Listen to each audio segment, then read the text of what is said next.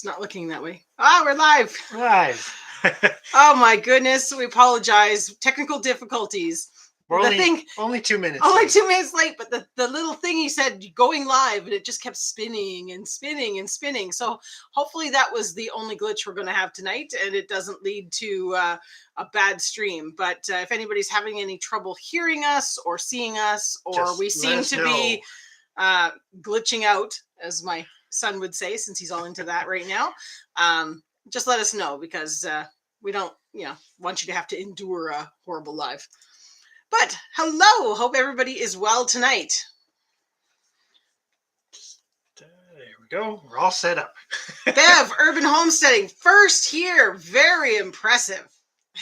You beat us. You did. We opened it and your comment was already there. That's awesome.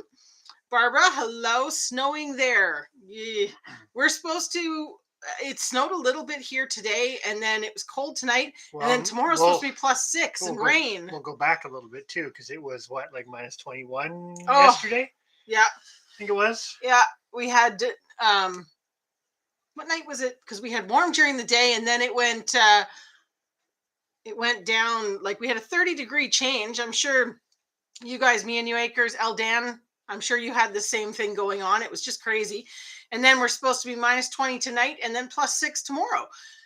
I just don't. And then we're supposed to be +6. Then we're supposed to be Thursday is +4 and rain, and dropping down at night to be chance of freezing rain and snow. And then we're back freezing on the weekend. The weekend always seems to be something. Well, I'm gonna say one thing first. Who needs a roller coaster if you live in Ontario? You just up and down. Use the weather as that. But yep.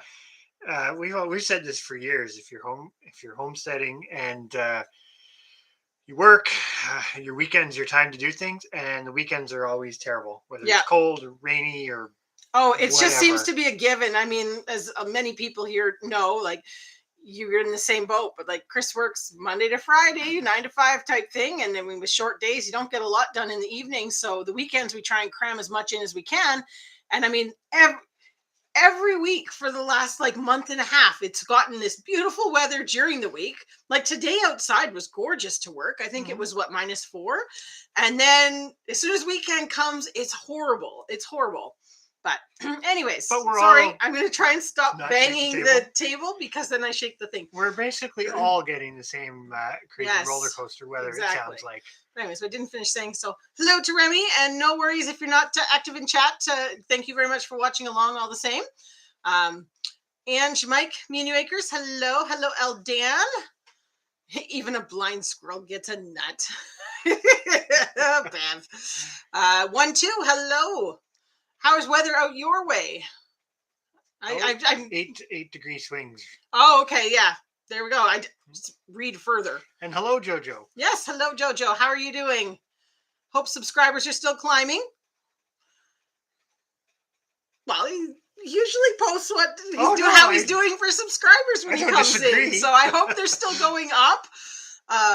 I know we're kind of in that same thing. It seems just kind of slow and steady. That's the big. Welcome to February. Yeah. Welcome to mid-February. Because isn't today the 15th? It is. It is. Yesterday was Valentine's Day. Can you tell we did a lot? It was tempting to go out to eat, actually, I will admit. But from what I'd heard, lineups and things were just crazy, because we'd had... Not that tempting. I know, you're not that tempted, but sometimes it's just like, it feels like such a treat to go out and eat for a change. You don't, I know. If I didn't grow it, I'm not going to eat it. Well, I'm not quite that bad, but I definitely think there's rationalization to try to... Yep. Yeah. Oh well, he occasionally cooks. Reduce. He didn't offer to make Valentine's meal though. I did help though. You did help, yes. I tried to get breakfast in bed. That didn't work so well. Hello, Guten Yarding. Hello, how are you? Hopefully good. I imagine you're getting the same crazy ups weather and downs swings that we are. Horrible weather. Yeah. Yeah, C12 feels it for me there. It's sometimes nice not to have to make it and clean it, or look at the pile of dishes after and go, I just want to relax. I'm full now and I don't want to do the dishes. That's what kids are for. Yeah, kids don't do it. But on that note, I guess I made pineapple chicken. Oh, very nice. Well, that's actually a really good point. Oh, that's what we find too. We often say that. Yeah, it's that's that thing about it's like the economic stuff. It always tastes better when you've grown it yourself. That's why I think I need staff. I need staff. So that I can be the cook, but then the staff does all the rest. Does all the rest of it. That'd be quite nice. I'm not sure that's how it works exactly. I'll cook, then have somebody else serve it and clean it all up. That'd be great. I think we just need a dishwasher. A dishwasher could help it. There's no room in our kitchen for that. We have a very small kitchen, which really comes out when we start canning. It's just like, oh my gosh, this kitchen just drives me nuts. It does. We're in the process of that too. But that's not exactly what the topic of tonight. Where to start exactly? I guess wintertime is kind of that time. Well, wintertime for us, anybody in the Northern Hemisphere, is that time to reflect, I guess. And I'm sure you can see it in some of our videos. We've been reflecting a lot lately. Yes. On what happened last year with what we grew and how well we did, and what did well and what didn't do well, and all the various whatevers from there.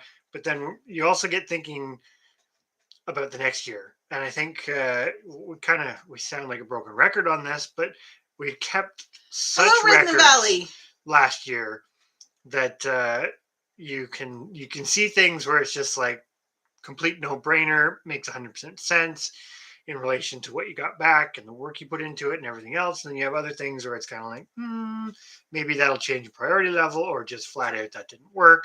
And that's kind of where, without giving too much away, because we haven't actually said how much we produced in 2021 yet. We're so behind on our economic videos. One more to go, the garden, and it's coming with our final not final numbers, but with our garden numbers, which are pretty impressive. Well, we will say the final numbers, and then we'll do another one after. But yeah. But yeah, that gets us thinking.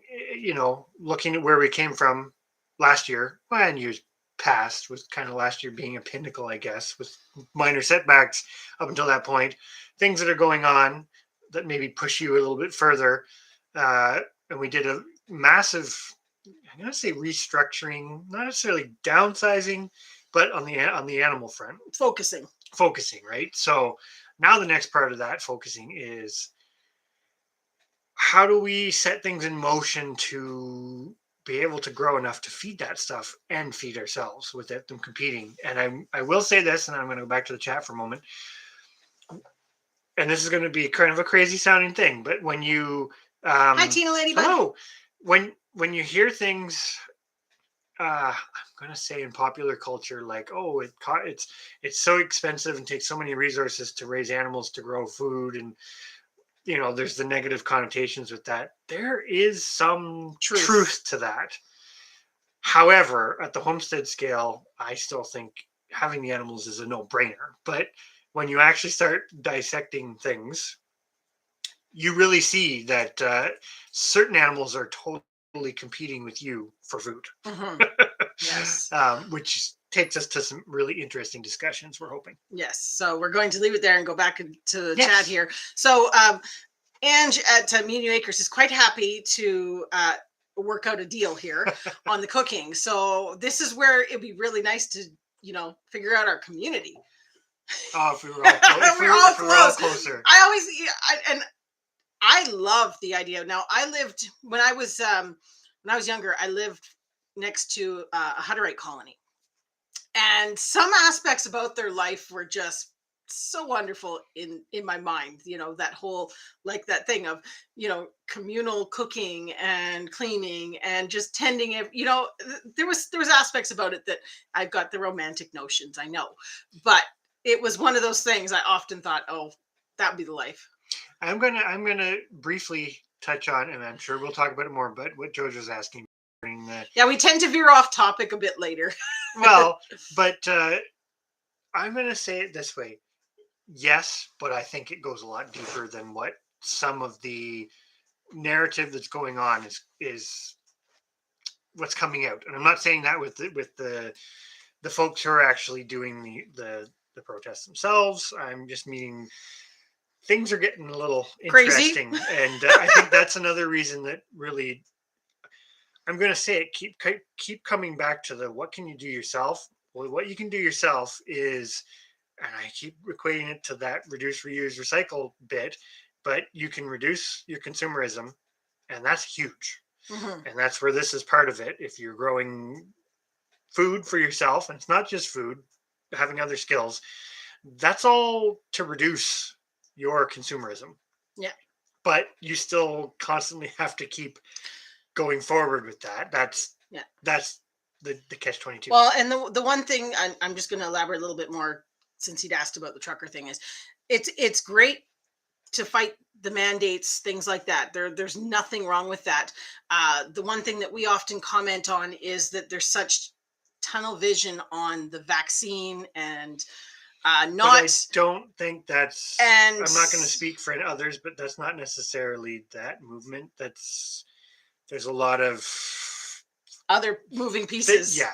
There's exactly. not a lot of other parts. And I'm sure others can speak to that way better than we can. Yeah, I mean we've followed it a little, but it's not been. I mean, we haven't gone to Ottawa. We haven't seen what it's all about, and we haven't physically gone. But yeah. Yes, we are following it, and yeah. For us, I guess, for our little part in the world, it's kind of part of a bigger awakening. Which, yeah. Anyways, we'll leave it at that for now. Going to keep going down. I think Red in the Valley may be able to speak to it more than we can at the moment.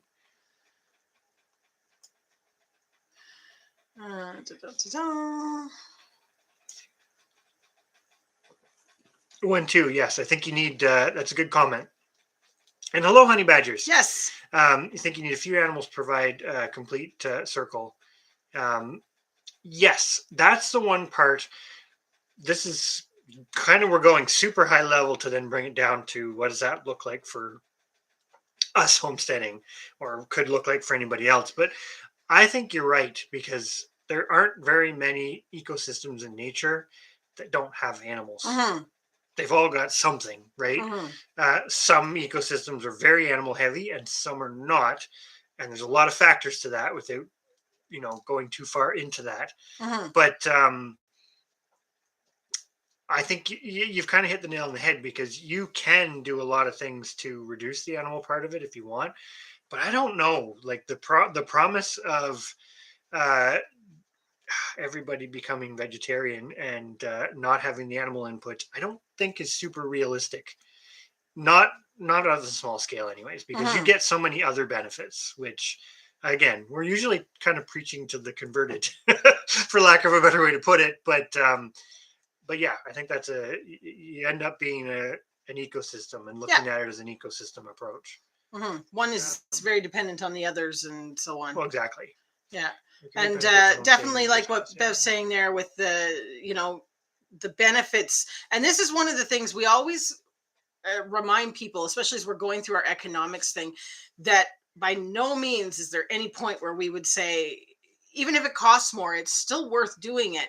But it is also, that's just one piece of the puzzle. Yeah, and it's great information. I think it's very important for people to still track and have that information, even if it's not significant to you. Really, it is, like for Chris and I, we need to have this information to then be able to forecast, okay, what can we do this for many years to come? We have a mortgage to pay, we have all other bills to pay. Can we actually keep affording to run in a negative and still exist? Or is it going to be the breakdown of the farm? And that's where it's really good to have that information, because prior to the last 2 years of tracking, we didn't. It was just money here, money there, money here. Who knows what we spent? And then you at the end of the year go, well, where'd the money go? And I think we're not going to go back into it, but it's like for us with the cows, it economically just didn't make sense for what we were trying to do.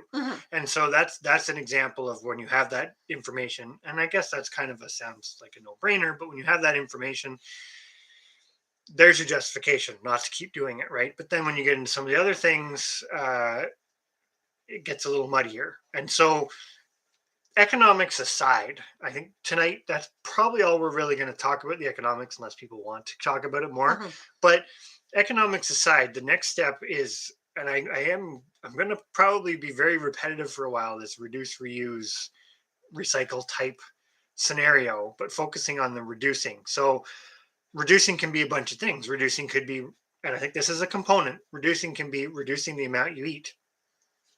Yes. And some of us eat more than we should, and some of us eat exactly what we should, and some of us don't eat as much as we should.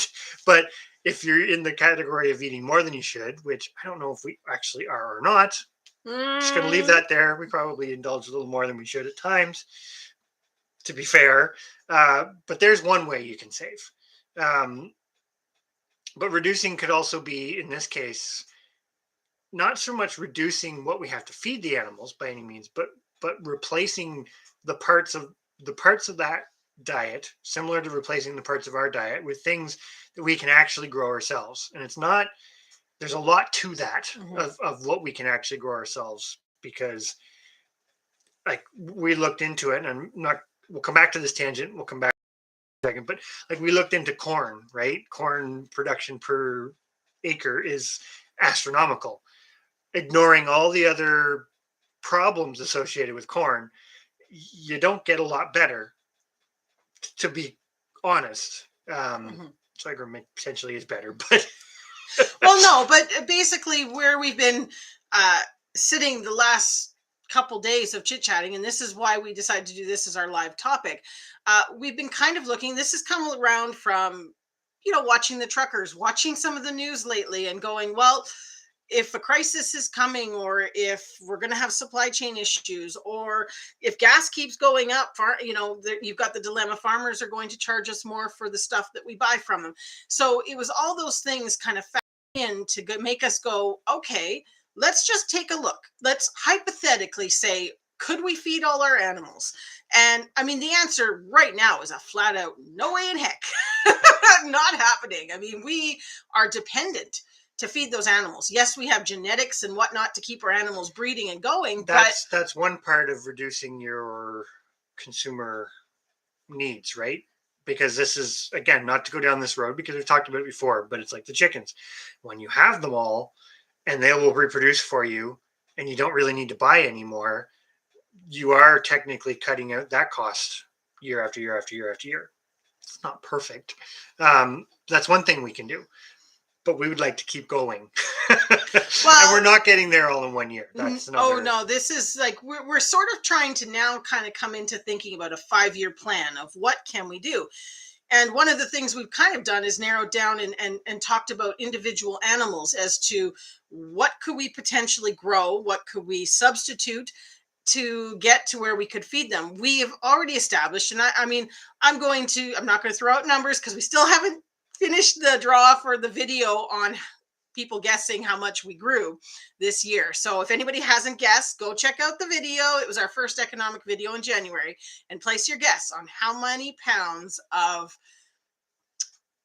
food we brought into the home this year produced, from our collected, farm. etc. Anyways, that was the last time I'm going to mention that, but I got distracted by that and now I forget what I was talking about. Producing food for animals. Oh, the what we grew. I mean, we basically grew over half the recommended poundage for a family of 4, based on an average for a North American and family. we didn't produce dairy or anything. So that got us thinking, if we can grow that much, and it didn't feel like a lot of work. Parts did, parts didn't. Parts didn't. The most work came from digging more gardens. It wasn't so much harvesting or anything else. But anyways, it was now looking at what things could be substituted, because we went down the numbers on growing wheat, and we have a great we're going to come back to that though. I'm going to go back to the okay, I'll come back to that. No, okay. We're going to come back to that. We have a gentleman that subscribes and follows us and comments a lot, James, and we've got fed off of him because he does what our vision kind of was with the, he's growing all his grains to feed his chickens and his rabbits and everything else that he has on his farm, and that's fantastic and amazing, and you're sustainable completely on your own.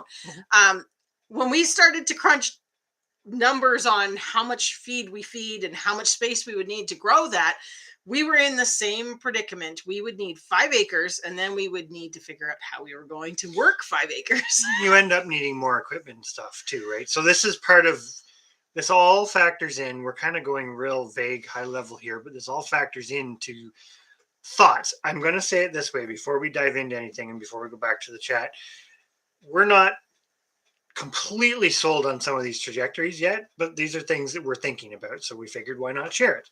And get other people's ideas of things they've thought about, because I know a lot of other people are trying to supplement their own diet as well as feeding animals extras, things like that. We're speaking to James. He's been a long time getting to that point. Yes, it didn't happen overnight for him either. No, exactly. But definitely agree with that one too. The compost and some of those other byproducts that come from animals. Absolutely, I think people would argue, but I would say are necessary to get you to being able to produce more food for yourself. Mm-hmm. Going to come back to the silkworm thing because I'm curious on how you've set that up. We have a similar but different. You're talking about the red wiggler worms? No, because he's using the silkworms as a protein source for the chickens. Right? So in the summertime, we're not too worried about it, but it's the wintertime for us that's the issue. We've got some thoughts for that because chickens are an interesting one. Redden Valley's queen of recycling. That's good though. It is. But I think the one thing, like on a homestead perspective, I'm going back to that, grade school type thing of reduce, reuse, recycle. But I would say a lot of people only recycle. I'm not saying you do. I'm just saying a lot of people think that they're doing their part by just doing that. But it's like you still have to do the other two. I think it's more common now for people to reuse, but it's not completely there with people reducing. And again, kind of speaking to the converted, so to speak. Dan's looking into Dexter's. We did look into them. What would we say about that? I don't really have an opinion because we didn't go that line, so I don't really know too much about Dexter's as a personal. We can't speak from experience. I think I'm going to say the big thing, and probably leave this topic for now because we could go off on a whole wide tangent on it. When you get into the bigger hoofed animals, you're probably better off on a homestead scale where you're never trying to make it into a business. Focus on one.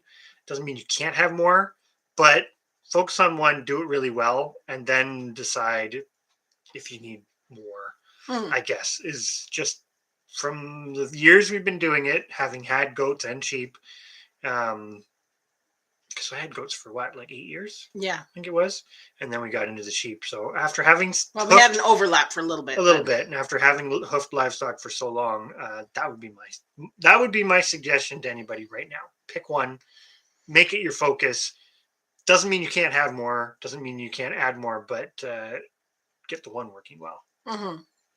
Well, and that's what we just found. It was for us easier to focus on the one and run it at a higher level, higher numbers, which then gave us complete kind of independence. That's the goal with the sheep, is somewhat to be independent and have all the genetics that we need so that you don't have to source more. You don't have to, yes, you get 10 years of breeding out of an animal, but it's one of those things that you have to also be able to cull those animals and things to improve your milk production, to improve your fleece. So it's nice to be able to have a larger number and not have to go, now what do I do with all of this?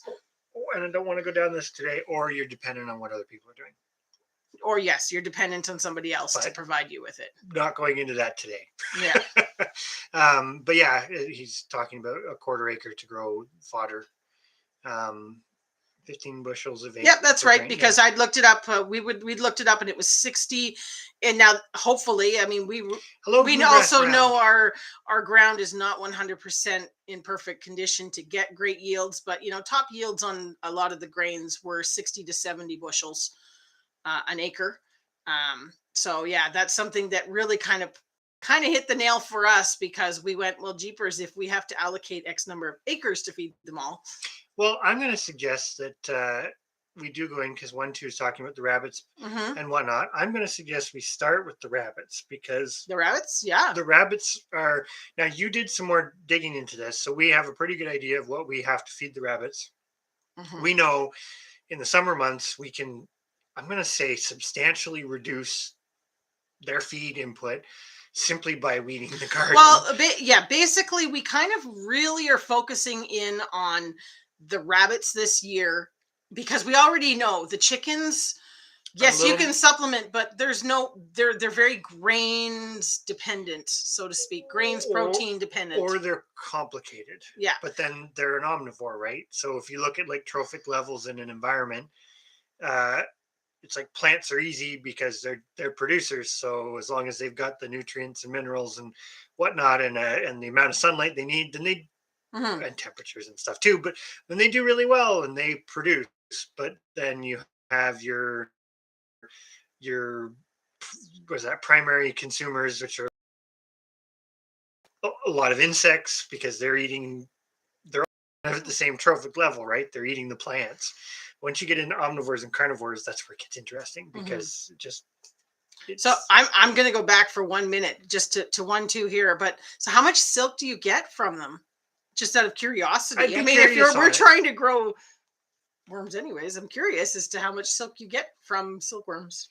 I don't know much about it. That would be I kind of an know you interesting do. I know little. for the silkworms you do require, or you used to require, the mulberry, because that was the host. But I don't remember, because there was a point where they were trying to We have a they. mulberry tree. Yeah, I think you need more than that, because to keep Oh, them fed, you have to keep mulberry leaves. Is my understanding. I've only looked into it briefly, okay. Hmm. but if you've got that, then that could make it really simple, right? And I think that's another part with all this, is trying to make it simple. So before we get into the rabbits, No worries, Ange. going to go back to the grains for a moment, of what I was kind of saying about corn producing the most energy. I'm just going to put it that way. You still need X amount of equipment and whatnot to do that. And of course, corn comes with a whole bunch of other issues that I'm not even going to get into right now, as far as keeping that sustainable, and doing it independently is very difficult unless you're isolated yourself. So, and grains generally, like if you get reading textbooks on feeding animals and whatnot, you'll find that they almost always go to the grain diet, because there's this positive energy to dry, they call it like dry matter, right?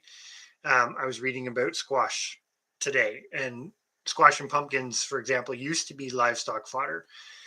Very few people do it anymore, and it all has to do with the notion, I'm going to call it that, per acre you can produce more energy from the grains than you can from the squash, because they're big sprawling plants and they have a high water content, which in conventional feed science right now, that goes into your your energies, your proteins, your nutrient value versus your water content, because the higher the water content, the more of it they have to eat to get the food. But then at the same time, this is totally simplifying it, but at the same time, they actually can't eat that much because they'd be consuming so much water.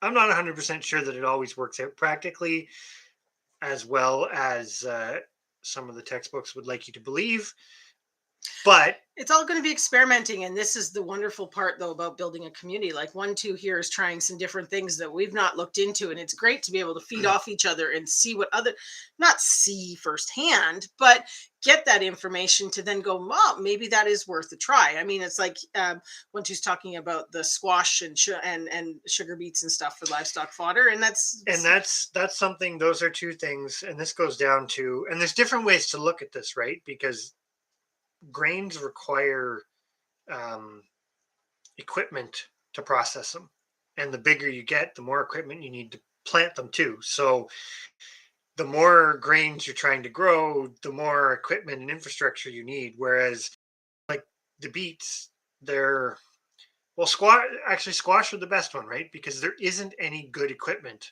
for dealing with squash. Squash is typically conventionally kind of pushed to the side as a livestock food, because it's quote unquote labor dependent. But at the same time, on a small scale, and by small scale, I'm still talking, you could potentially grow quite a bit of squash.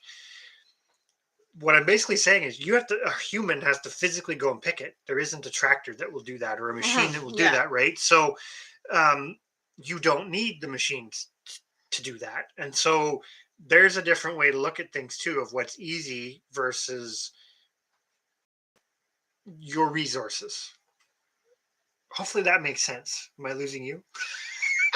I'm trying to stay with you. I'm fascinated that one cocoon is going to make 3,000 feet of silk. I'd be curious on. That's it's like something I did do some reading on it very early on in my homesteading, whatever, kind of for the same reason, because it was like, well, if you're insects, and there's another thing.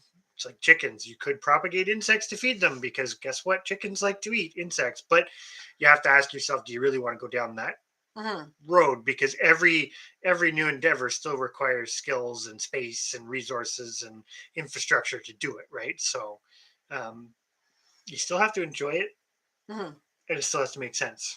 I like that bluegrass bound went the same way that I did with the. Well, I have a mulberry tree. Why couldn't I do it? I have one. Apparently, that's not going to be enough, but that's okay. The mealworms. Well, yeah, and we've looked into those too. Plus, if the mealworms escape and get into your other food stores, that's a whole nother thing, right? Yeah. But yeah, so basically the silkworms are caterpillars, and they only eat the mulberries. So if they escape, they're not exactly taking over. Well, unless you have a mulberry stand, they're not exactly taking over. It's a bit of a digression, but I think we'll go into what we were talking about with the rabbits, because we were basically looking at it. The rabbits are something that at the scale we're doing it, it's actually within the realm that you could grow all their food. You could grow all their food, but you can definitely grow enough to significantly reduce the amount of dependency you have. Yeah. I'm going to let you take that over because you have the numbers better. And I will try and do it in a concise and short version because I know that it can be kind of drab. But a lot of our subscribers, a lot of other people that follow us along as well are also raising rabbits. And we've been raising rabbits now for almost 10 years. Same breed, always had a lot of rabbits so that we had the genetics because, well, basically they're a very rare rabbit that nobody else breeds around here. Very few people do. So we're stuck in that sense because we downsized to 11 breeders in our breeding herd. We downsized to 11 this year. Normally we would have 12, but I decided to go to $3 instead of 4. Anyways, that's the only digression I'm going to have. But we kind of worked out a rough idea of how much food those rabbits eat in a year, basing it on each of my 8 does breeding twice a year and producing a litter of 8. So each doe would be producing 16 kits in her life, as well as, feeding them and feeding all the breeding.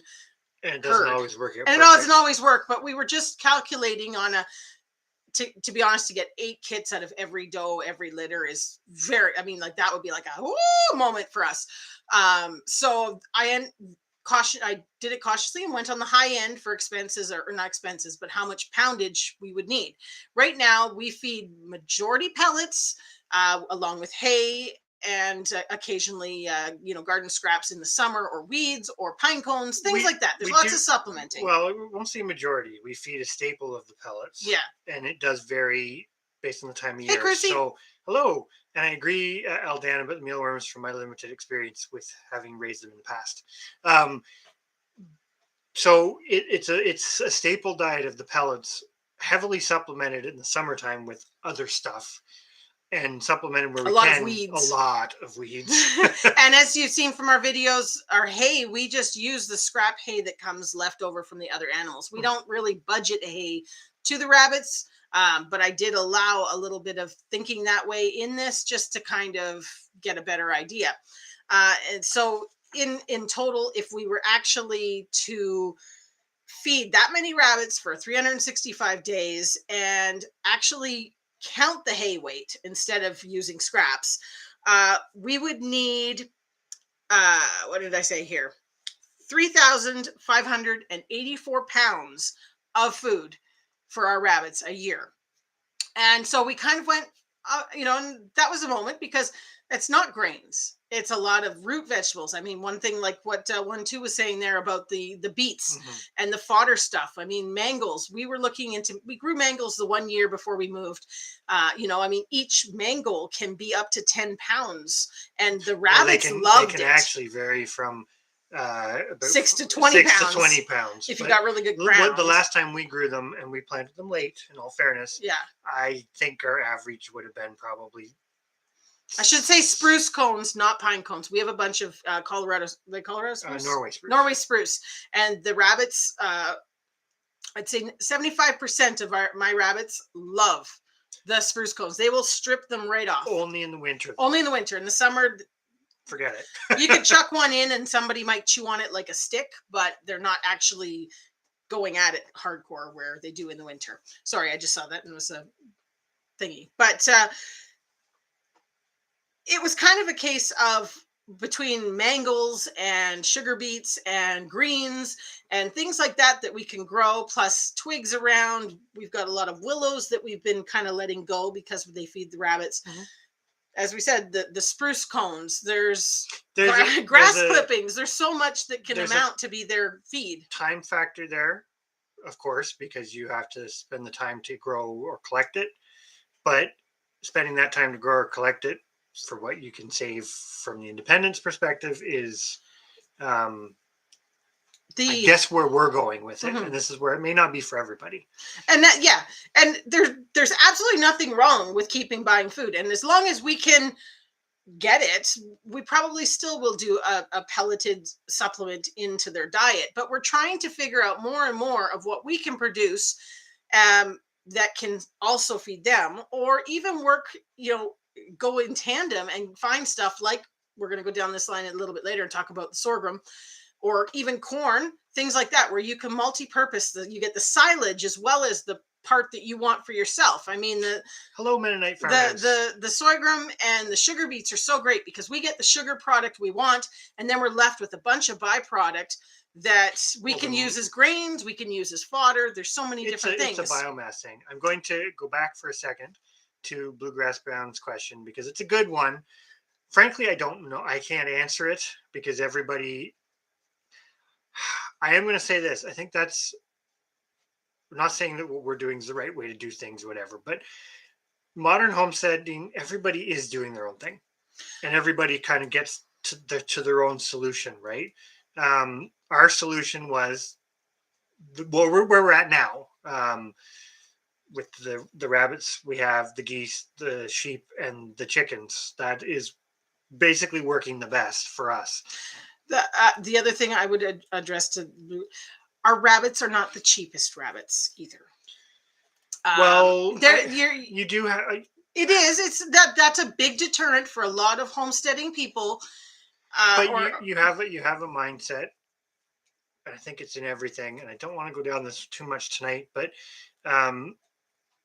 if you're looking for the best deal, sometimes the best deal, I'm going to say this and I'm going to regret my words later, but sometimes the best deal in the short term is not the best deal in the long term. I.e., if you can buy a rabbit for $5 versus one for 30 or $40, and you're only caring about the immediate deal, which one are you probably going to go with? The $5 rabbit. But like any other livestock, and the rabbits, I think, are a hard one because they reproduce so fast. You can take a rabbit and you can take a population and change it drastically in a very short period of time, which you can't do with a lot of other things. You can't do that with cows, for example. Mm-hmm. But I think there is a little bit of short-sightedness, and we're all guilty of it at times, that, hey, I got a really good deal on that, so I'm going to save money. But if you're actually going to do it long term, are you? Because even us, you can bring in other problems, tooth problems, ear mites, this, that, and whatever. Mm-hmm. It gets real complicated, and I don't want to sound negative about it. No, but I think the question was just like, why are we raise, I'm going to address 1-2's comment. We raise Champagne d'Argent rabbits. So they're a French breed of rabbit. They are a heritage breed and also a rare breed here Not in the United States, but in Canada they are, aren't they? No, they're not officially listed as well. Okay. But there is very few people that have it. And so it's one of those things. They are an old homestead breed. They're a very old breed of rabbit. I'm gonna open the can of worms up for a moment on the rabbits. The other thing is too, you have a lot of people that look at it, and I'm gonna say with rabbits in particular that their value is just their carcass. It's kind of like a broiler chicken. But you didn't let me finish about what the value to the Champagne d'Argents was. Okay, go. She's not saying she wants to even get rabbits, so you're lecturing her on what she should do, and she's just asking about her bunnies. I was clarifying the question. It's never a simple answer. Everybody must know that by now. Anyway, so the Champagne d'Argents they were big on the furs. They were a fur rabbit. They're very uniform. They are a nice big rabbit. They kind of average 11 to 13 pounds as an adult. Now we butcher them more at the 6, 7, 8 pounds, depending on how long it takes us to get to that part. Because we are queens and kings of procrastination. But they're a nice, fast-growing rabbit. The one thing I would say on a downfall to them is a lot of people get into the mindset of those production rabbits, like a New Zealand or the white, New Zealand is the textbook white rabbit with the red eyes that everybody thinks is the biggest meat breeding rabbit. And it is, but it's one of those people get into the Champagne d'Argents expecting the same results that they see in a New Zealand, and it's not the same. The Champagne d'Argent is similar to other heritage livestock. It's a slower grower. It tends to not have litters of 12 or 13, which we love because that makes it manageable. It does have a really good meat to bone ratio. Amazing meat. It is just so good tasting. We've never had any issues. We've been 10 years now raising them, and honestly, we had one that we bought that had bad teeth, and we culled anything that came from it that had issues, and that's really been our only issue with them. I'm gonna go back up for a second. Hello, Rambling the Brums. I see some good comments in here. 1-2 was asking about the sugar beets. So we did actually find the yield was pretty good. Now we actually ended up, we only processed last year. We only did a smaller patch. It was our first time doing it and taking it to sugar, not 2021, but 2022 growing season. Mm-hmm.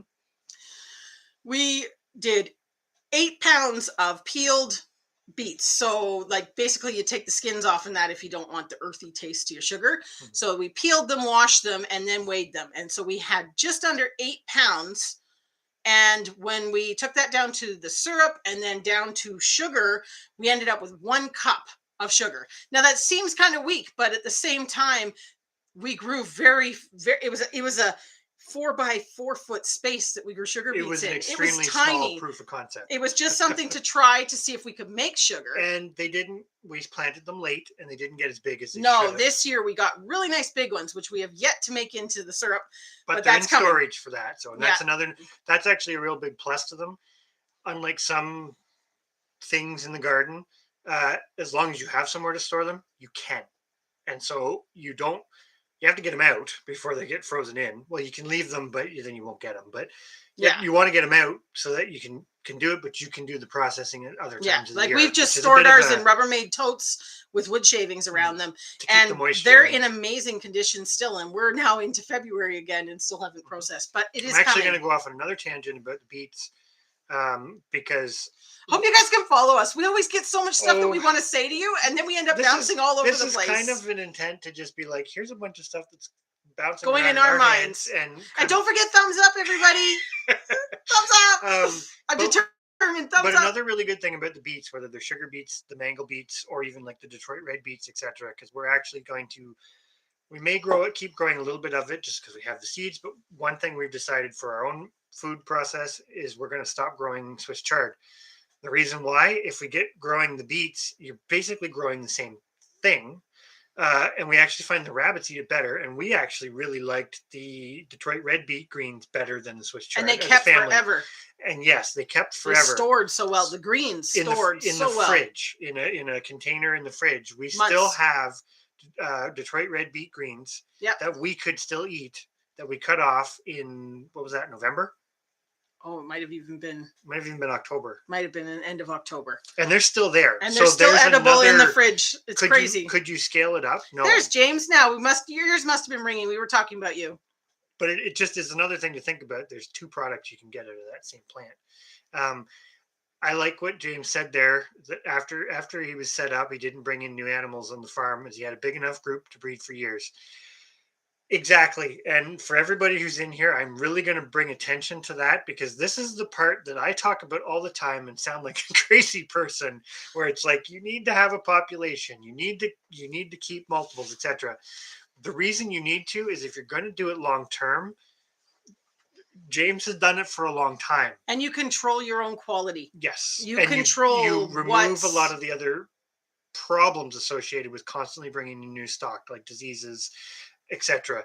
They will get better adapted to your management system, etc. So there are I'm going to say it this way, and I don't mean it in a bad way. There's very selfish reasons to keep populations of animals, because you keep your own population, you are in control of that population, and you're not at the mercy, taking feed out of it for a second, you're not at the mercy of anybody else.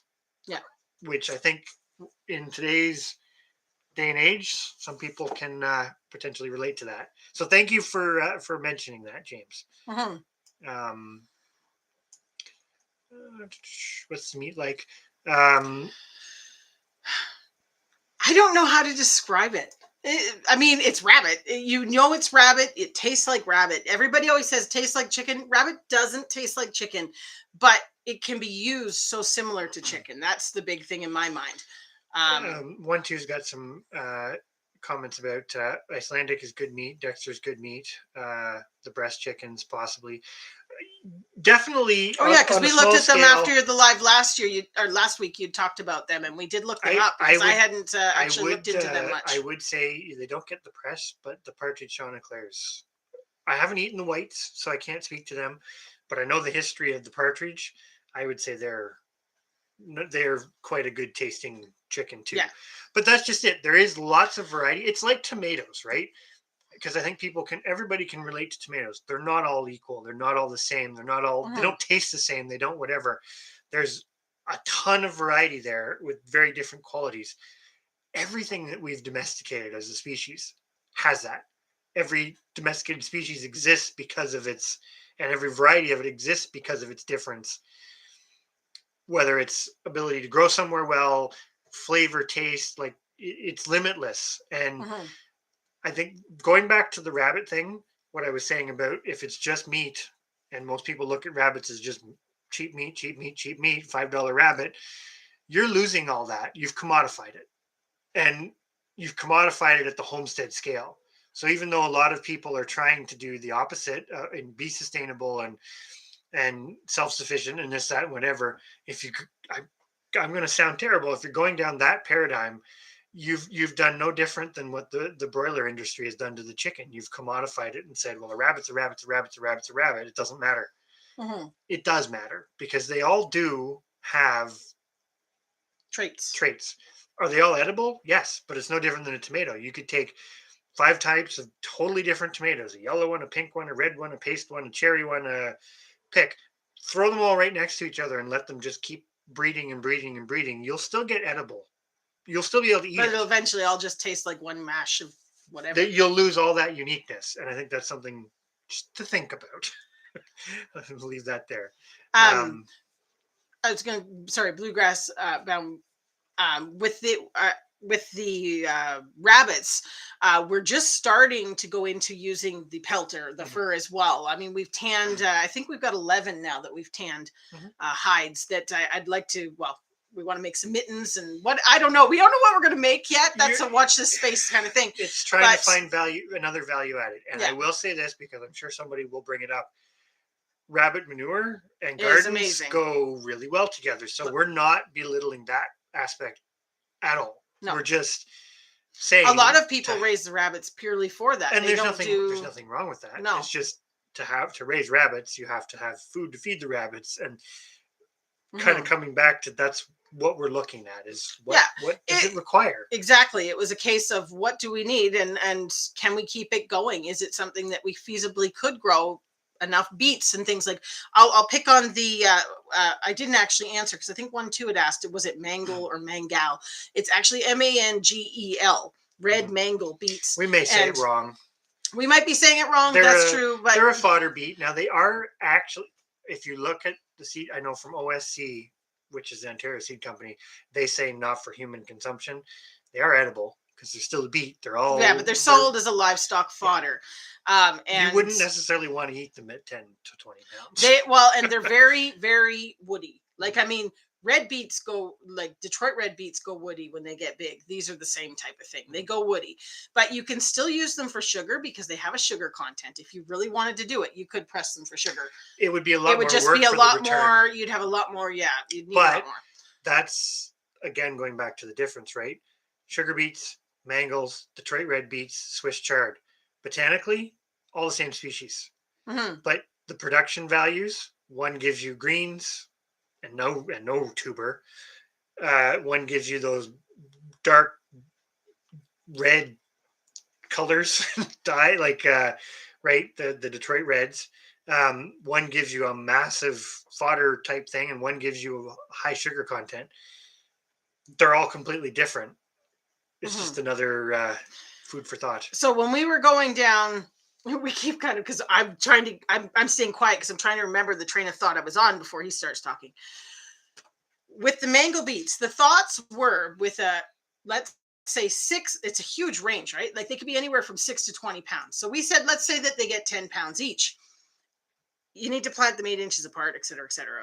There's all that stuff, but you could actually grow 200 plants, 200 beets, and have 2,000 pounds of food. And hypothetically, the rabbits, we already know, love it. So if that could be stored to then be your main winter feed when you can't go out and forage weeds and things like that, and you just had to have hay with the mangles and something else, it's actually doable. And it doesn't take up a lot of space, which was fascinating because that was one of the problems we had with the grains, was the amount of space it would take. If we haven't even put grains for rabbits into our numbers. It was just pellets, which we were trying to figure out ways to replace them. Well, the rabbits are something that you could actually find food sources that aren't grains, to be honest. You could use a juicer, I believe. Now, we did press it. We used our apple fruit press. Yeah, it works well. Let's put it that way. One of those fruit presses is definitely worth having. And I don't necessarily disagree with James either. If you just want the sweet part of it, honey or maple syrup, if you happen to have maple trees, is probably, both of them are a lot easier. Mm-hmm. I think we're big on the beets because we find as a vegetable they're easy to grow. Well, we seem to be able to grow them. It's one of those things. There's a lot of things that we don't seem to be able to grow well, but we can grow beets. Well, yeah, they seem to be easy to grow, and they do kind of fit into that old timey thing, right? They were a common fodder and food. Mm-hmm. And yeah. I know a lot of people don't like them now, but I don't know. Mm-hmm. They're definitely something to think about because you can, it's work, but you can actually do that work yourself to a point. Well, and this is the thing. I mean, it's like, I think we always talk about the thing of, and I always get the saying wrong, but don't have your eggs all in one basket, or what's the saying? Yeah, don't thumb in every pie, all those whatever. But diversify. I mean, this is it. We could just focus on sugar beets and not worry about sorghum, or maybe tapping our 20 maple trees that we have, or doing bees, or we could just do them all, because that way when one fails, you have a backup that still is going to work. And maybe that means that you never produce enough to be completely independent, but between all different avenues, you know that something's going to work. And it's going to give you something, and I think that's kind of. They still have to have balance too, right? Because this is an excellent example, which goes beyond just trying to feed the animals. Like, you're looking at yourself and animals. I mean, the honey makes sense. I'm actually curious. What James's best advice is to talk to another beekeeper. I have a friend who is a beekeeper, and he hasn't been doing it for. Well, he's been doing it for a while now, but he's definitely not like a super experienced. He hasn't been doing it for like a decade or anything, but he's been doing it for a while. And the bees make me a little nervous. I'll be honest, because it's a different skill set from all the other stuff. I think the scary part for us with the bees, as opposed to plants, is the investment. It's a big investment, and you hear horror story after horror story after horror story of people having trouble doing bees dying. And I mean, numerous times people just, I'm done. I'm not doing it. And you've spent thousands of dollars, where we can go out and spend $50 and plant all the beets we want. I mean, $50 not even buys you so much beet seeds, and that also provides us the fodder for the animals, which makes it a win-win because they've got dual purpose. It doesn't mean we're not going to look at bees in the future. the bees have been on the discussion. Same with the maple trees, because we have maple trees. From a sugar perspective, so tunnel vision on sugar. I think most people would agree sugar production's a good thing to have, because it ends up getting used in so many of your recipes and whatnot. We have some maple trees. We don't have a big sugar bush. So we can definitely do it. We haven't done it right now because it's unfortunately not close to the house. Exactly. So there's some layers to that to get that product back, because of course it's water. It weighs a lot. That's on the agenda. But like you said, we've done the experiment with, we think the biggest producer is going to be the sorghum, but it's different. It's by far, we haven't touched on it, but it's by far the easiest. It's even easier than the beets, in our opinion. And it gives you that much more, because you get a grain crop, you get a fodder crop, and you get sugar. That sugar syrup is a little different, so you have to figure out how to use it. It's not the same as using honey or maple syrup. But eventually, if we have all of these things going, you've got lots of redundancy. If creative redundancy was in here, he'd love it. I love the idea of the easy flow frame. Sorry, I skipped ahead only because I saw it, but that's something that I said to you. If we got a hive, our first one, I'd like it to be the easy flow type. I don't know if it's a great one, but it just makes it look like it'd be just easy, which is hence the name. But Chrissy's got a good point too about for pollinating. You do get that too. Yeah. Now we had a weird thing, because the first year we lived here, we had tons and tons of various native bumblebees. Yeah. And last spring there was like nothing. And nothing. We didn't change anything on the property to cause that. So it's interesting those natural things swings, change it, right? And yes, the problem with beets and peeing. Yeah. Now, the one thing I was going to say, roasted beets are delicious. Like, if you just take your beets and you chop them up with carrots, potatoes, do them I fry them up in a cast iron skillet with a little bit of like celery salt and balsamic vinegar and whatnot. You just fry them up, and then throw them in the oven to toast all up. They're delicious that way. Just raw beets. You don't even have to pre-cook them or anything. You just put them in there. But again, this is us looking at it in every time we do beets, they grow well and they're relatively easy. Yes. So in reducing what we buy from the grocery store, would we go and buy all these beets? No. But would we go and buy all the rabbit? No. You're changing things, right? To suit what works, what actually works for you with the least amount of headache. Yeah, I guess. And we have seen the moon. It's quite big. I did chores tonight, it was full moon, amazing, right over. I even took out my phone to try it, but it never captures it. I mean, for some reason, you get your phone up and it looks so far away compared to what it looks in your eyes. It just never captures it. But yeah, it was an amazing. It must be the full moon. Might be. I don't know. I don't know. Be very close if it isn't, because it looked like completely full. But what do we got here? First with bees, hoping, yeah. He's on board with beets, potatoes, carrots, and onions. Oh, carrots and onions. That's another one that we are working towards this year. We've got Beets Master, the sweet potatoes, regular potatoes, all that. Even turnips we do really well. We don't grow parsnips and things because we have wild parsnips and we harvest them. But carrots and onions, we just seem to fail after fail after fail. And I know part of that is our ground, and also that we don't water well. Can chickens eat any part? They eat them cooked. I don't know if they'd eat them raw. I think they will. They'll definitely eat the greens. Yes. But I should rephrase that. And this is, you may find different results may vary, but because we noticed this with the chickens and the brassicas as well. They don't really like it in the summer when there's all the nice tender greens and they're out on pasture. But as soon as you get the frosts, and those are the only nice greens anymore, then they just decimate them. It's like they don't touch the kale until we get the first couple, like the first 1 or 2 hard frosts, and then you have to fight to keep them out of the kale. And we do find that they're very similar with the beets. Yeah, that's true. I think it's just they're like people, right? If they can get the nice sweet clover, they go for that first. Sweet potato slips is definitely on our list. We actually just yesterday compiled a list of things that we have to get done for February, things we have to get done for March, and things for April. And it's scary. It is scary. We'll see if it all happens. And that's another... we've given up on doing those homestead goals videos because it was always an epic fail and we never got them finished and never met our goals. So we figured it wasn't worth trying to. We still have to go back and look at 2021 because we had a bunch of things that we started and they either just kind of petered out or didn't work or were disasters. And it's not that we didn't document them on purpose. It just kind of didn't happen. They got overshadowed as we were dealing with things that were working, which is a weird way to say it, but it's basically what happened. Yeah, exactly. We weren't hiding anything. It's like, oh, yep, it died. It didn't work. We're on. And we did go around and document them to kind of throw them together in a video at the end. And we just haven't gotten organized on all of it. But I mean, some of the fails that we had this year, we tried to grow lentils and chickpeas. That didn't go so well for chicken food.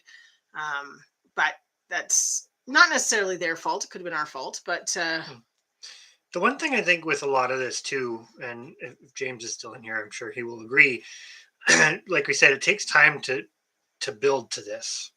So, like you said with the rabbits, we're starting out where we now have a pretty good idea on certain things that could become food items. That we can actually probably grow quite a bit of those because we've done it more than once. Yeah, it hasn't just been a fluke. But then there's other things, and that's where the grains come in. Because we'd have to build areas, but clear and work areas to start them. And unless we just buy the conventional stuff from the feed mill to try to grow, which a lot of it doesn't thresh nicely, you'd have to build up stocks of things. And we've tried that before. Like we've tried, I don't know if anybody in here has ever grown red fife wheat. Yeah. We've tried it. Obviously, I've grown it. Well, yes. I was getting enthusiastic in the conversation. Yep.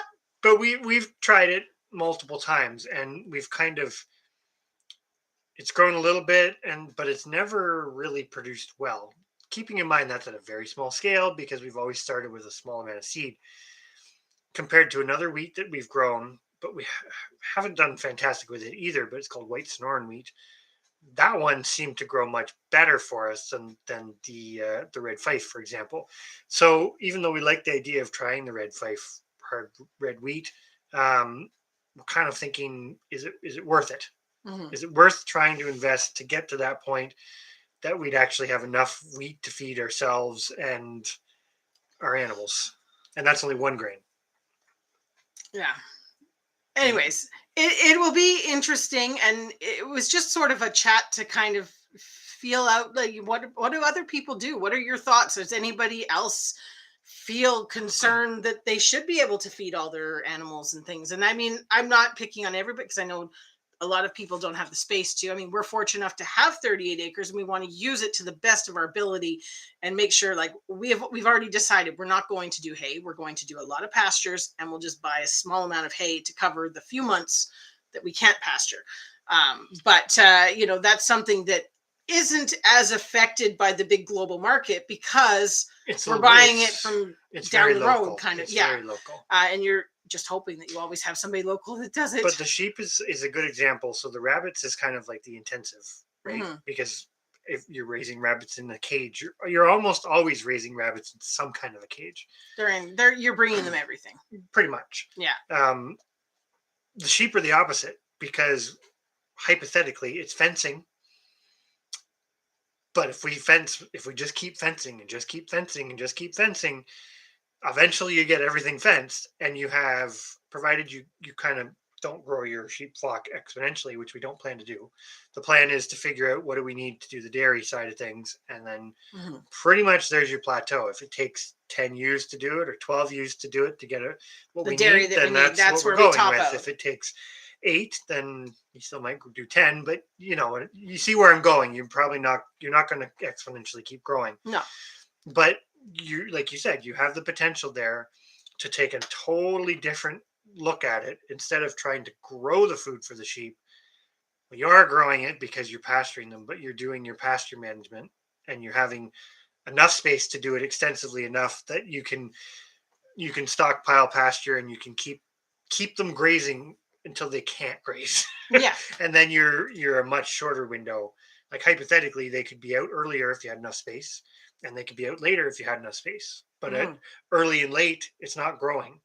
So you need enough pasture to not only keep them on rotation while things are growing, but also have enough that you can grow extra to stockpile and allow them access to that, whether it's in the spring or in the fall when it's not growing, because they will eat it, and they do quite well. Yeah. It just takes more space. One thing I was going to say to 1-2, if, because you're in Canada, I can send you seeds.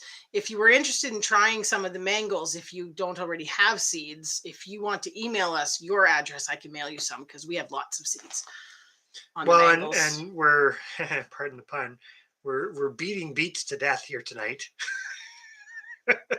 You look so impressed. Oh, sorry, I was reading because hello VPL. You were new, and I was trying to read your comment before I said hello.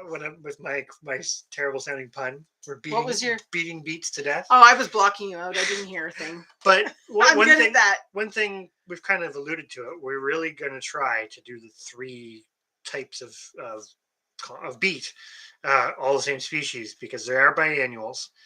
So that means we need to look at having a 3-year rotation, where this year we're going to do the sugar beets to try to get as many of them as we can to go to seed, to get a big haul of seeds from them. That's the plan. If that works, we'll probably do the mangles next, because the mangles are the next hardest one to get. They're not hard right now. You can find them, but they're more expensive than other beets because they're not a common thing. The Detroit Reds are still kind of our go-to from a human eating perspective, but they'll be 3rd on the list. Yeah. By the time we get down the list, we should be excellent at growing beet seeds.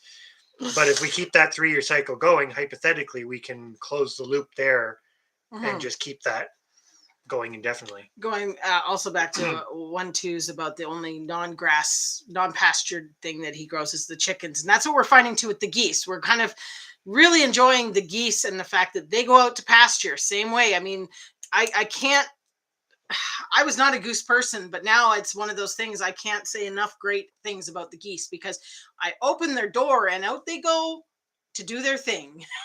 They're even now, they go right through the deep snow to find all the seed heads on all the old dried weeds and things like that out in the old garden. They're cleaning anything that was left, even though it's brown and horrible. They're still out there doing their thing. And that's what I love. And same idea. If things can just kind of keep it easy, open the door and out you go and you find it yourself, that's what I like. The rabbits are the only thing really that we're focusing on, because we have to bring them everything. That one's the easiest one to kind of really try and get a handle on what we could grow to feed them, and basically making the decisions on whether it's worth trying to do that. I think that's great, VPL. Yeah, you don't have to. Homesteader's just a label. Realistically, I'm going to say it. We call ourselves that because otherwise I don't think YouTube would know what to do with us. Yes. So well, you kind of have to have a label. And it's one of those things, like we often talk about that, where it's like, are you farmers? Are you homesteaders? But really there isn't a label. It's just people trying to do a little bit to become less dependent, less, It's what humans used to do to keep themselves alive. Exactly. It's what, that's just it. It's the old way of life. Yeah, old-timey way of life. What was our title last week? Simple life? Is it really the simple life? Something along that Something line. to that effect, yeah. We do have a pond. The pond is, unless something amazing happens, I don't think I would gamble on putting fish in it, because every year it's getting lower and lower. You could put goldfish in it. I will say this. Here's a jingle for goldfish. Not those goldfish. Oh. They would survive because it is deep enough. Yeah.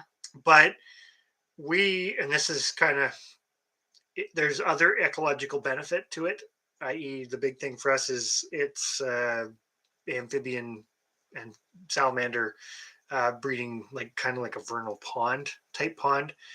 It's not so vernal because it's permanent, but because it doesn't have fish, they use it quite extensively. And of course, there's a whole host of, can you measure the positive impact that stuff has in your homestead? No, you can't. But it's still there. Like, we have one little tiny frog called the Western chorus frog, which is actually disappearing. This is the ecology of homesteading, but is disappearing from some areas that are experiencing. Hello, Bland. Sorry if you've been in for a little while. We didn't. We're just getting down there now. Sorry to keep talking about the frogs. But the Western chorus frog is declining from other areas in Canada because of essentially urban sprawl and habitat destruction. And yet, because they breed in the pond, we find them in our garden all the time. Mm-hmm. They're this tiny little frog, but then you still think of the benefit you're getting. So we still have, I still have a fish idea. I'm not going to talk about it right now. Going to see how it goes first. Just leave it at that. But we're definitely not trying to grow food fish for us. So could we do it? Yes, but I think we would lose some other benefits if we did. And definitely agree with James too. Horses will winter on the pasture. And we did. Okay, this year was a little bit of a weird year because Bucky was by himself. Then we got rid of the cows. So he did come back to the barnyard pretty early because we got the new ponies and we weren't sure how well they were going to be on the electric fence in the snow. So we didn't bother. But the game plan is, as the horses were out almost all winter last year. Mm-hmm. Out back, like we walked them down there every day and they were out on pasture and they pawed at it and foraged. Mm-hmm. And we saw the ponies doing it too in November. Oh, they do amazing.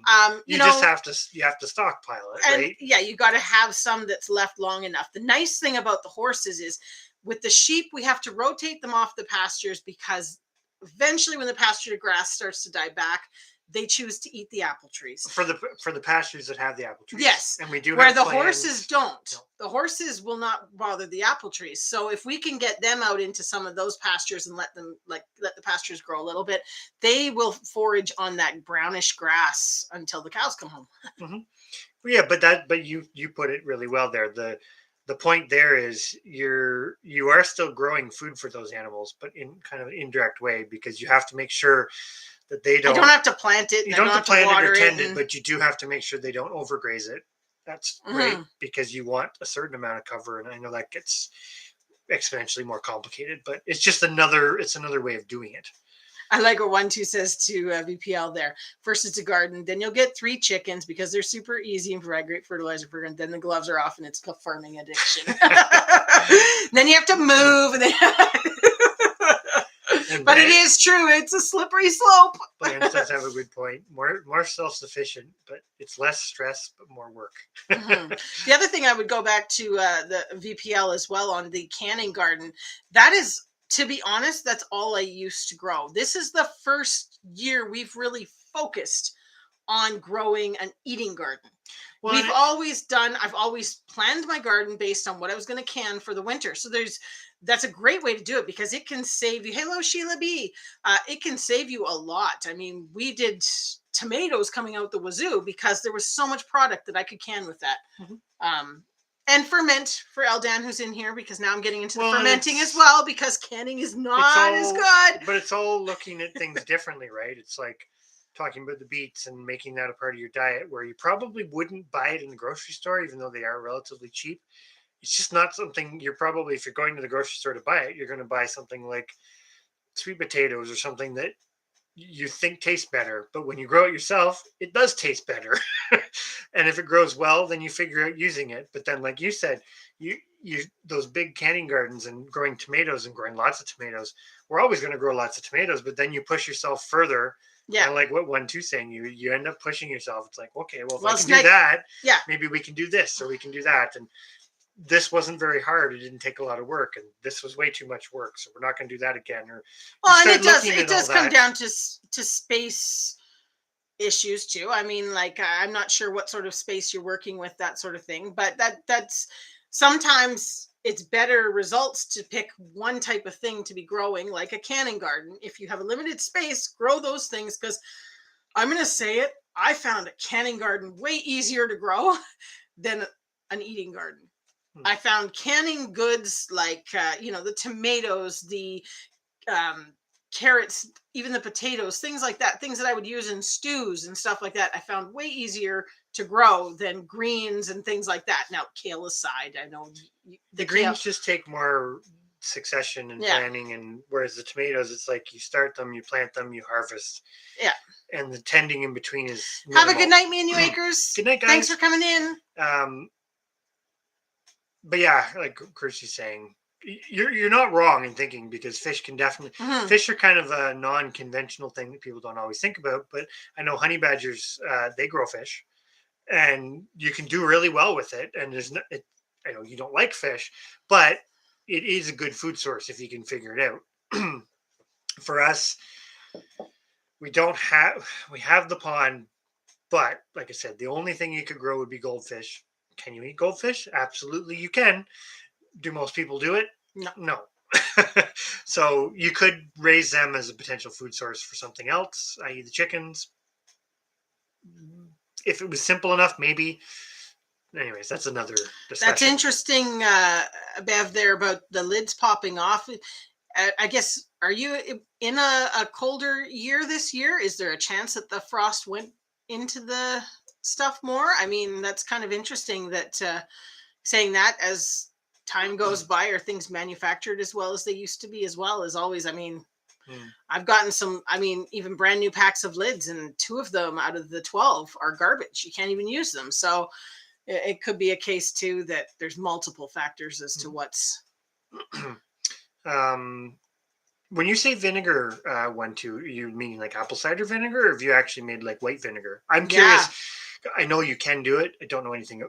We've done the apple cider, not super successfully. We're going to work on that. The first year I did really good, and then last year's apple cider seemed different. It went more like wine. Like it smells like. I think we just didn't pay enough attention. Yeah, I think it went too long. So we're going to try again this year because we have a plethora of apples. It's just a case of paying more attention to it as it's fermenting. Actually, Chris's got a really good question. With the animals that we grow, do we or would we still go to the store to buy beef and pork, for example? No.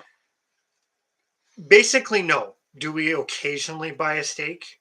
Yes, we have. We do at a restaurant. Well, that's what I was going to say. But if I'm having steak, it's going to be cooked by a pro. We're pretty much to the point. Seafood would be the exception. Occasionally, I do buy some. And there is discussion, because I really, really miss bacon. There is discussion about buying some bellies and doing the smoking ourselves locally, buying some local ones. But it would only be as a treat, so you wouldn't be buying a lot. But it's an ongoing debate. Well, but the point is, this is my opinion, for what it's worth. Cherry vinegar. That would be interesting to try. My opinion is, if you're doing this homesteading stuff, and it doesn't matter what the scale is, but it makes sense to try to grow enough of whatever your focus is to do something with it. So if all you're doing, and there's nothing wrong with this, is a couple tomato plants so that you can eat a couple fresh tomatoes in the summer, awesome. Do that. That's a great goal. If your goal is to grow enough tomatoes to can all your tomato products, make it work. That's awesome. And every one of those things reduces the amount you have to buy. To be quite honest, right? So that's why, I guess, for us in the sustainable, this is maybe a real big thing that only a few people are getting the chance to hear, but we're trying to change this focus to be more sustainable. Part of that is reducing our consumerism. Well, you're not really I'm talking about consumption of goods. Yeah, not buying goods. Food. But that doesn't mean that you're not still going to do that. Like when your pork example, would we try to buy some from somebody local to smoke it ourselves? Yes, we would. And this is going to sound maybe bad in one sense and maybe good in another, but would we buy so much that we're making it a staple? No, because we're producing so much meat that we don't need to. So you would be buying it kind of like you always say, it's almost like a luxury, because it's like, hey, it'd be nice to have some every now and then, and we're not going to do pigs. for a variety of reasons. So buying a little bit of the bacon isn't the end of the world. But like it is a treat that you are basically kind of budgeting for in the grand scheme of things. That can still be very sustainable. Yeah. Bunchie's got 3 bacon seeds coming. Yeah. I have seen these swimming pond ideas. Is that like what the one guy has that he set it up outside of Toronto there? Remember we watched his video with the permaculture and he had the pond and the filtered. Yeah. Okay. Yes. And you basically, you can't even keep fish and stuff in it. And there's a whole discussion on aquatic nutrient cycles and how plants can benefit from that. But yeah, it would be interesting to. I don't know if we would ever get there in the near future. I don't know how you would do it on that pond. I mean, the problem with our pond is it's in a sand pit. And if you don't get enough precipitation, it will eventually dry up. And that's what we're seeing is it's slowly dropping. I mean, it's dropped, 9 feet? Now it's coming back up again this winter. We noticed this winter with the snow and then the melts and then the snow and whatnot. We've noticed it's come up a couple more feet again.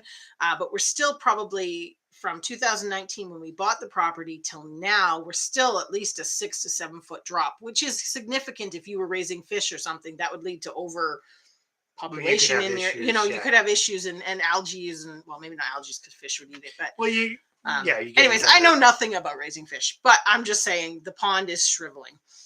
So hopefully this year it's back. It's very clear water. I mean, it's beautiful, but it's just one of those, it's not necessarily dependent. This is where we don't pump a lot of water out of it because of the fact that we can if we need but it's one of those. The one thing we were talking actually about was this, totally going off topic, but I'm gonna say it anyways, building a in the pit, in the sand pit. I saw a video on this actually, I think it was on Facebook or something. Someone had built a cold cellar into the sand and then backfilled sand over top of it. And we said that'd be perfect for us to build in the sand pit because the pond is right there and you could get the old ice cutter and cut some ice blocks out to put them in to keep the not stuff. Have to go very far. And you wouldn't have to, So anyways, total digression. That's probably not happening in 2022. No, this is happen 5-year goal. Sometime in the next 5 years, we'd like to figure that out. Try and figure that out because we are, as bad as it sounds, we are crammed in our house to store all of our food because we want it in the basement where it's cool and there's not a lot of space left. Well, and between a grow room and right now, and I'm gonna say this right now, our quest to get more sustainable is growing more food ourselves, growing it in a manner that doesn't require too many inputs, and growing food that you're going to store for animals, and that you're going to eat. And then obviously part of that is like this discussion, trying to figure out how to feed the animals. That's not even touching things like energy, and there's lots more we can go down the line. But I did get your email about it and we looked through it and some of those were very helpful. So we're going to kind of play around with that a little bit. It's one of those things we actually looked, and I believe we have one of them on one of the demijohns that we got. When we bought our apple presses, it just came as a whole big thing with like all these demijohns and all these gauges and all this sort of stuff, which we didn't know what any of it was. So it was actually quite helpful to have that because it turns out we have one. We just have to figure out if it still works and whatnot. But I would assume it does because it came from somebody that was making wines. So I would assume it does, but we haven't really looked into it. We haven't even, Next fall, we're going to get this figured out. Well, yes. I'm very curious on the peach pit. Cherry pit? Yeah, sorry, cherry pit. Well, I was thinking more along the lines of not just doing the pits, but we have so many choke cherries. Why couldn't you make vinegar? Well, choke cherries you could, because you could take, when you make the jam, you get all the stuff that's left. Yeah, that's what I was thinking. And probably make it. That'd be kind of fun. Definitely agree. Grow what you like. No need to grow stuff that you don't like. Absolutely. Yeah. And the one thing for us is things that we like that we don't seem to be able to grow. We're now going down the line of trying to find substitutes. Like we suck at growing broccoli. So we're really trying to figure out the kohlrabi side of things because we both agree it's tasty and could replace broccoli. So yeah, it's kind of fun to try and see what we could substitute. I am gonna say it because like Blanche is saying, they're big beef and pork eaters. And that's why they grow it. We're big lamb eaters. I don't want to, because Darren from Thorhaven, I hope I don't offend anybody when I say raising cows and pigs is just. Not and us. I like pigs. This is the problem. Oh, the pigs would have worked, but it would have just been the only thing we could do.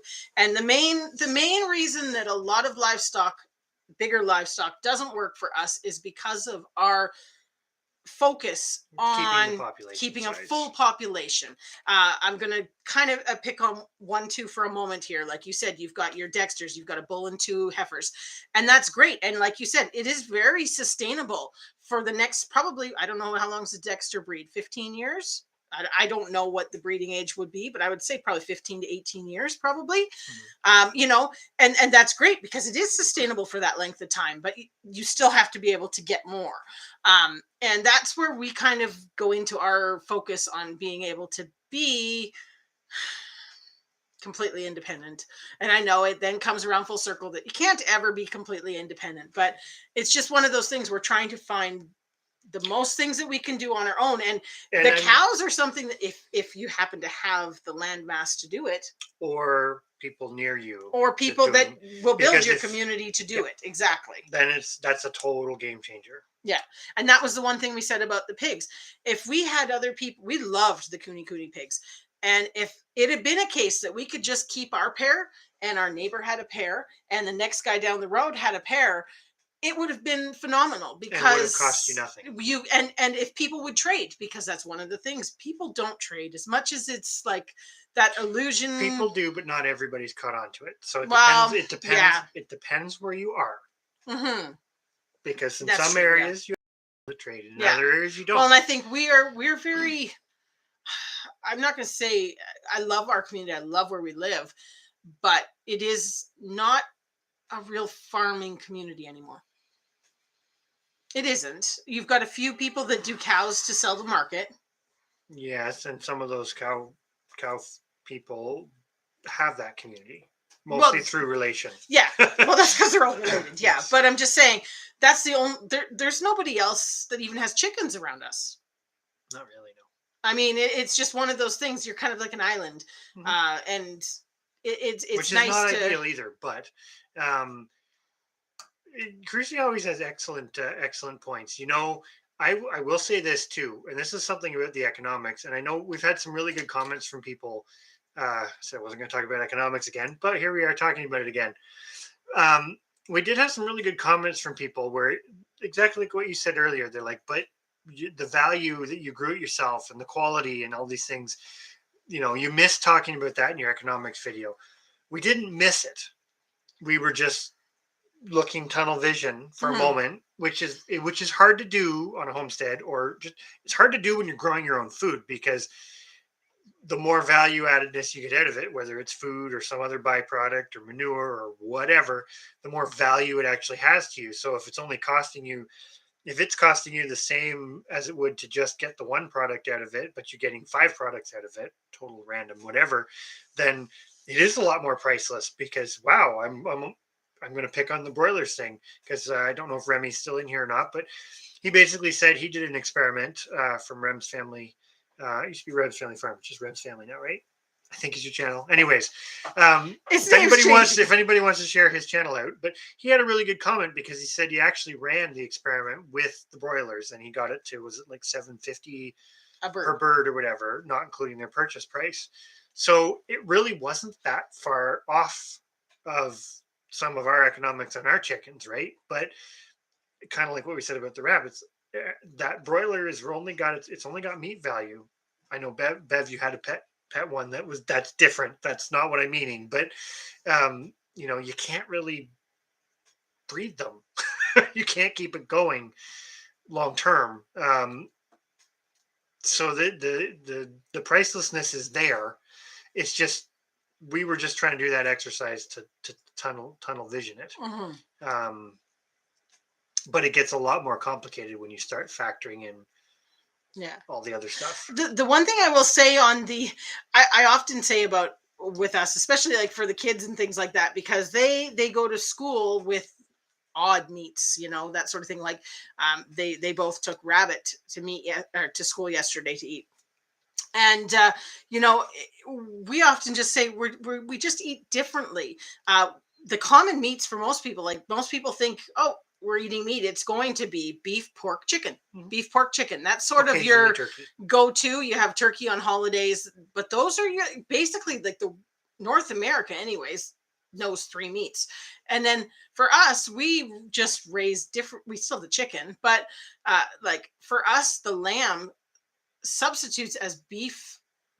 It's not the same, but it's one of those things. Once you started eating it, it was just very similar. That's what we had. That's what you continue to eat, and now we don't miss the other stuff. Like I don't even think if I was to go to the store and go, am I going to buy a beef? Well, I wouldn't buy a lamb roast in the store because I don't like store bought lamb. But I'm just saying, if it went to the freezer and I had a beef roast and a lamb roast, I would choose the lamb roast over the beef all the time. Now, it wasn't necessarily my thoughts at the beginning. Can I not have you stealing my pins? Cats and quilting pins. My cat is obsessed with them. Can you put them on the shelf behind you? Sorry, it's just then that way she can't get them.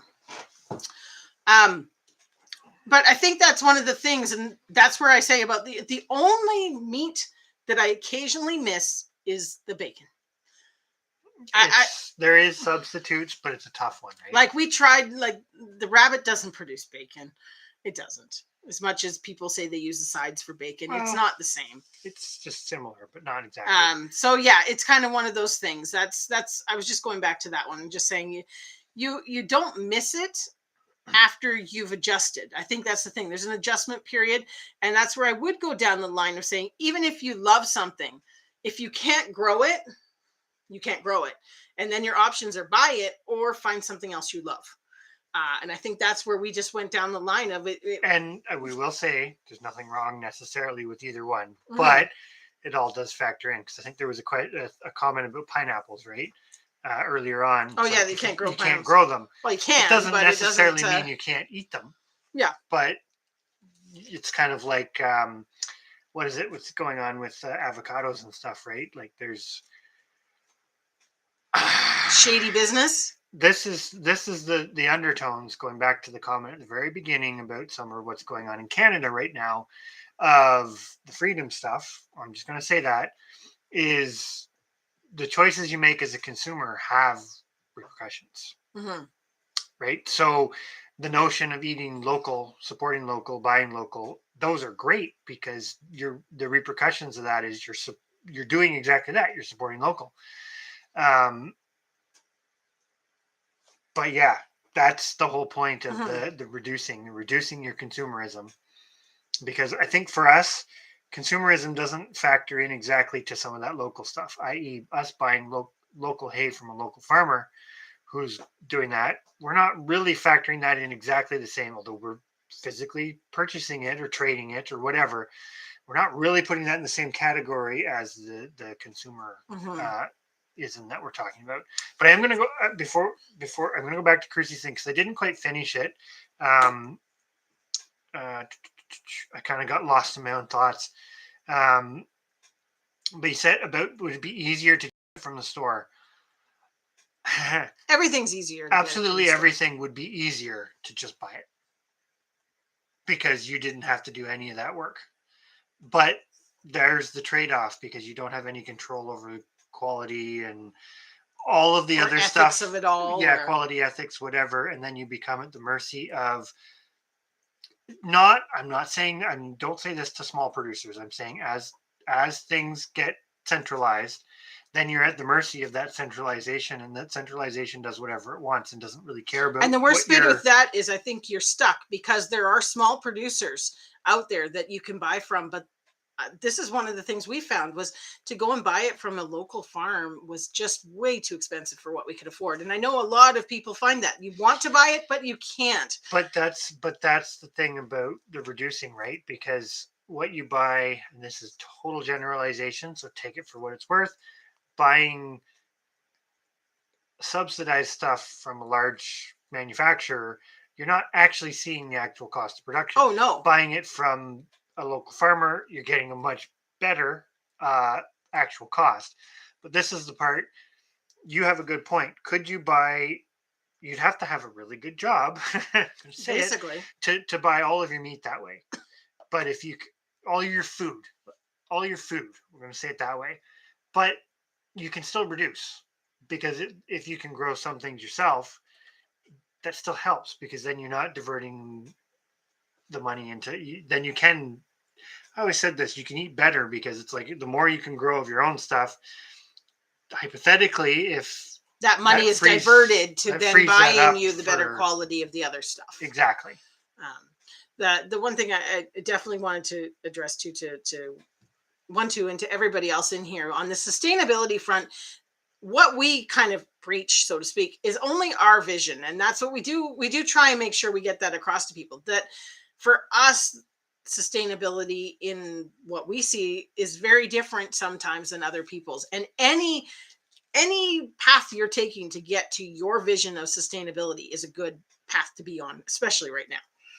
It doesn't matter if it is like if you happen to know somebody down the road that raises pigs and you can get your pigs every year, that's a fantastic agreement. Because I say this all the time to Chris, and I know you get tunnel vision on this, but those people still need to work. They still need to make an income in order to keep breeding those pigs. And so you're buying locally, you are still supporting those people to keep them going. The big thing is holding them to a standard that you still believe in. I get the way I get because of and I'm going to say this and sound all negative and doomy and gloomy for a moment. Oh, you almost went through a whole live without talking about doom. Doom. Thank you. You didn't have to do that one too. But thank you so much. My outlook on trying to keep the populations ourselves comes from having done it for so long, and maybe it's the area, and not everybody is going to have the same experiences, but more often than not, like I've seen a lot of breeds in our local area disappear because small producers were looking at it the same way as big producers, i.e. it just had a dollar value. Mm-hmm. And so that, because you're right, the attention that you get from small scale is priceless. Yes, if the people doing it, and I'm gonna, I don't know if Bland is still in here, I'm gonna say like them with their cows.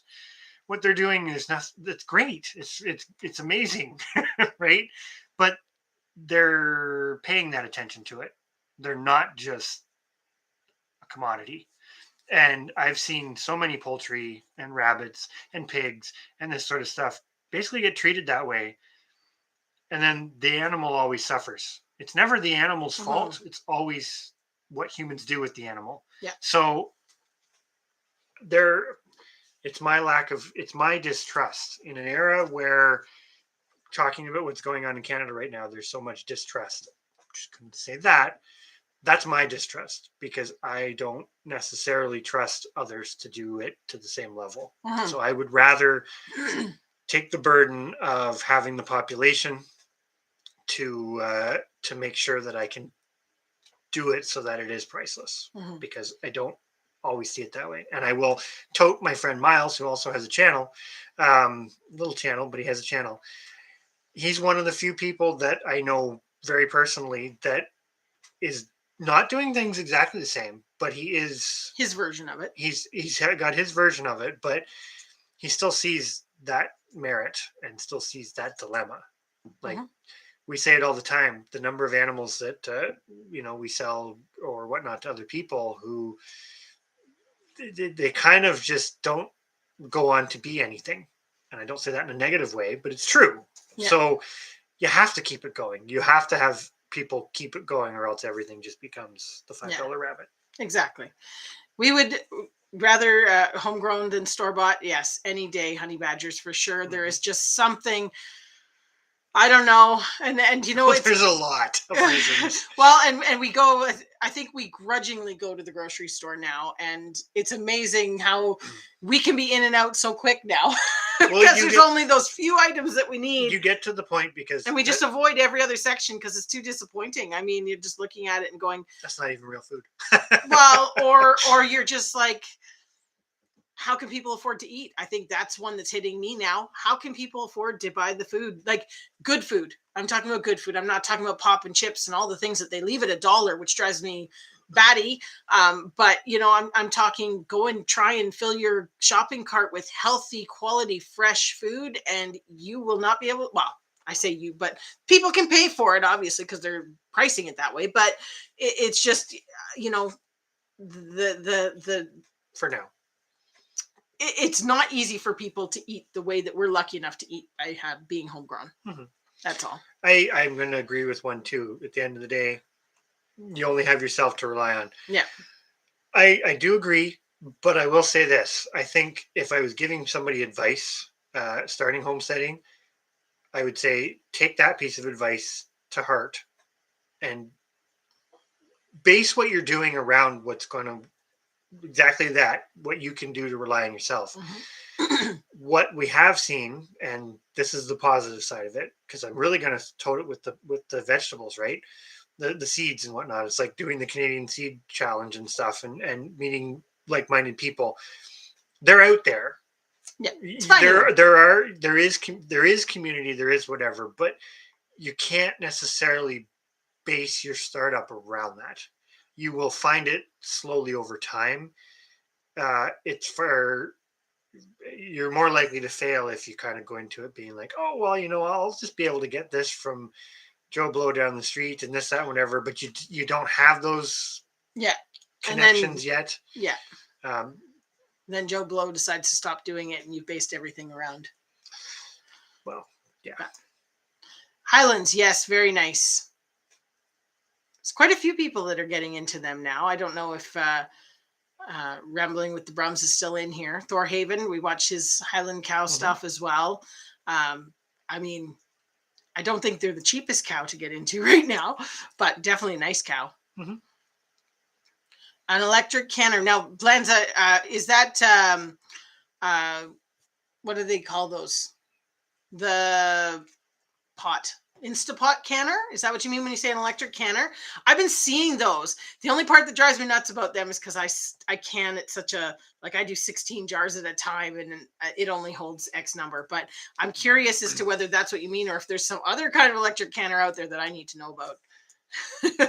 Although I must say on my new oven, pressure canning is actually really easy because I find I can actually walk away from it because my oven stays at such a nice steady temperature now that I can actually go outside and do stuff and come back in an hour and take it off, which is kind of nice. And you're not supposed to do that for anybody who's new to canning. Don't take my advice. Stand by it. Don't follow our advice. Stand by it. Be sure. Which goes really well into Honey Badger's comment to Crucy there about learn off people who've been doing it for some time and not somebody who's just been doing it for a short period of time. I will say, though, we all make mistakes. We make mistakes. We've been doing it like it's 15 years, right? I can't remember. I think it's 15 years. I don't know. Yeah, because 2008. Been doing it since 2008. 13 years. That's 13 14 years this year. Yeah, okay. 14 this year. So whatever. That's a fair bit of time, but there's lots of people that have been doing it longer. We still make mistakes, and somebody who's done it their whole life is still going to make mistakes. But I do agree. Generally speaking, they're going to have a much better understanding. Nesco. Can you write that down? A Nesco canner. I want to Google it just to look. I'll put it on my Amazon wish list. Remember that. Wink, wink. My birthday's coming. I don't necessarily think like there's a lot of hard stuff with it too, right? Because there's a lot of information you can learn from watching even YouTube and stuff. You can gain a lot of knowledge from, because you're still learning by seeing. So even somebody making mistakes, you're still learning from their mistakes, which is still a layered effect. But you need to be well-rounded in your learning, I guess. Yeah. Caitlin says there's also a Presto has an electric one. Huh. I have been out of the loop. I just have, mine is a Presto one that I do on the oven. I love it. But definitely always looking into more options because sometimes waiting for that one to be finished is a bit of a chore. I could really use a second one. Just would speed things up as we get going. So that's interesting that they've got one.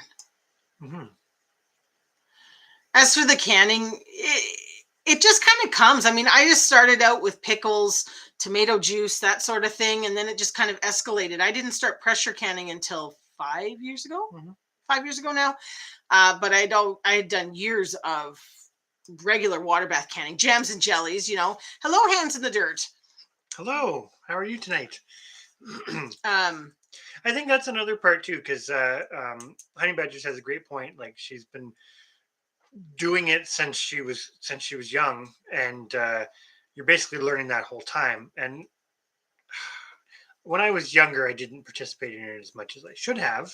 I will say that, as most kids probably don't, or is immersed in it. But it still affects you. You're still picking it up. You're still remembering. You are still learning. Like you say that with the kids all the time. Yeah, they're so immersed in it that they can't help but learn it, because every day they're hearing the same thing. They're seeing the same thing. They're helping with the same things. And I still go back to things that I basically learned from like my great grandmother, or it's like, well, yeah, she used to do this and she used to do that, and maybe I didn't understand why, but even just seeing that from people who had done it their whole lives, and you're still getting that information. Yeah, and that goes like hand in hand with a lot of things, not just cooking. I mean, my quilting was the same way. I started quilting when I was 9 years old because my grandmother was my babysitter, and that's what she did. She taught me to quilt, make my own clothes. We did knitting. That was the pastimes, and it just stuck. I mean, I learned it. Now, don't get me wrong. There was a huge gap, teenage years, early 20s. I didn't have time for that or money for that. I didn't do it.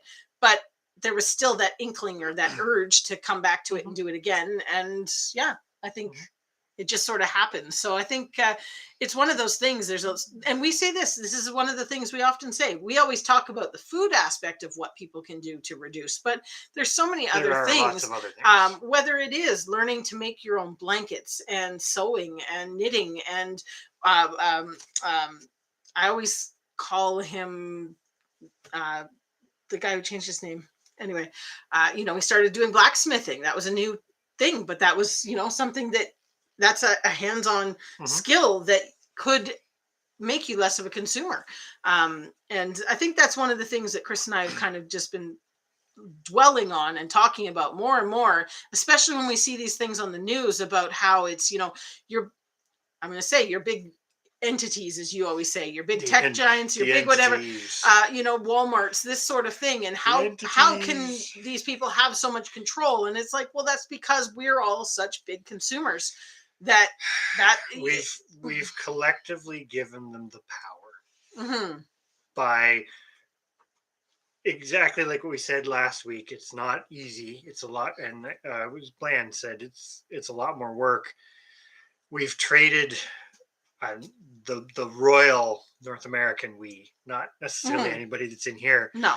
We've traded humans. North American. To quote Invader Zim, filthy humans. But we've traded that convenience for those freedoms to do those things. And potentially that's the piece of this awakening that's going on right now. It's great to awaken to the fact that maybe things aren't always as peachy as they've seemed, which it's amazing that people are awakening to that in some ways.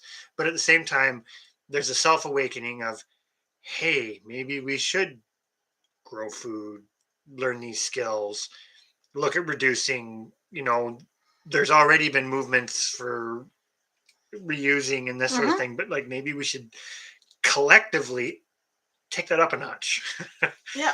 Well, and that's something that, and by no means, I mean, even for us, we've gone down the line. There's very little that we do purchase as it is, and to try and bring that down even further is very tough. We can all get better, but yes. Yeah, but it is one of those things that's I'm just seeing the easy and convenient, and that's one of the things that just draws us in now. I think is just, well, it's easier, and that's one of the things that we have a hard time getting even people that surround us every day to, even the kids, to really understand that it doesn't matter if it's easier. It's important to still do this.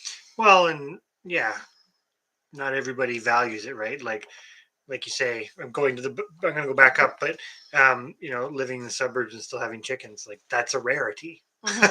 Yeah. If that's how you grew up, that's a rarity, right? Mm-hmm. But some people, enough people remembered some of it, and enough of it's lived on in a few people, like what Honey Badgers is saying, or like what I said, or like what you said Yeah. about stuff, that it's not lost, but we've come collectively real close to the mark in North America. Oh, Real skills are close really. to the mark, I because mean, they're really. It floors me that there are children out there that don't understand where their chicken nugget comes from. Not that I would eat chicken nuggets, but I'm just saying it's an example. I mean, we've well, had and the like conversation I don't know how many times with the kids, that this animal is to feed us and it will be feeding us. And, it still has to, and this is the priceless part, it still has to have a good life while Mhm. it's doing that, Yeah. whatever it is. But I do agree with honey badgers. There's a lot more basic life skills that should be taught. And I remember when I was in high school, and I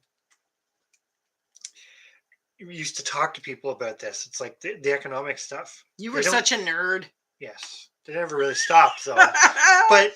But look at me now. You never stop being But a look nerd? at me now. But I remember talking to people about it, and it's like, but they don't teach, like, not even necessarily basic skills, like, how to raise a chicken, that sort of stuff. I think there's a lot of merit. There should be a lot more of that. I even think down to like the ecology stuff of your local ecology. Like, most people have no clue what exists around them, Yeah. which is crazy in my opinion. But even some of that economic stuff, it's like you just kind of get to the end and then you're thrown into it. But think about that for a moment, because that benefits the entities the most. Mhm. Because early in life, they get you. You've been conditioned your whole life to follow the system, and then boom, you're right into it, and you've got debts and mortgages and this, that, whatever. Now you've got to, Mhm. well, now you don't get mortgages, but you know where I'm going with it. Once you become that You high don't get a level mortgage? consumer, well, we do, but other Oh. people don't right now. Oh, gotcha. Okay.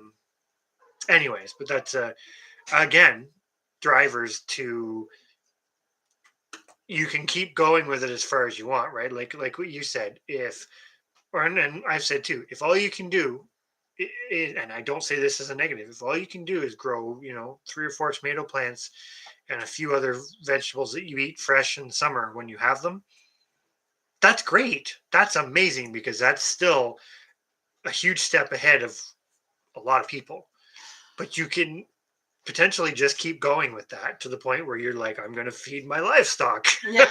Yeah. And how do I get to that? And you'll end up spending a lifetime doing it. And I think I'm going to stop after I say this, but that's the part we came collectively so close. And I think James is probably gone now, but there's somebody that has been doing it for a very long time, but we came so close to losing everybody, passing that knowledge down.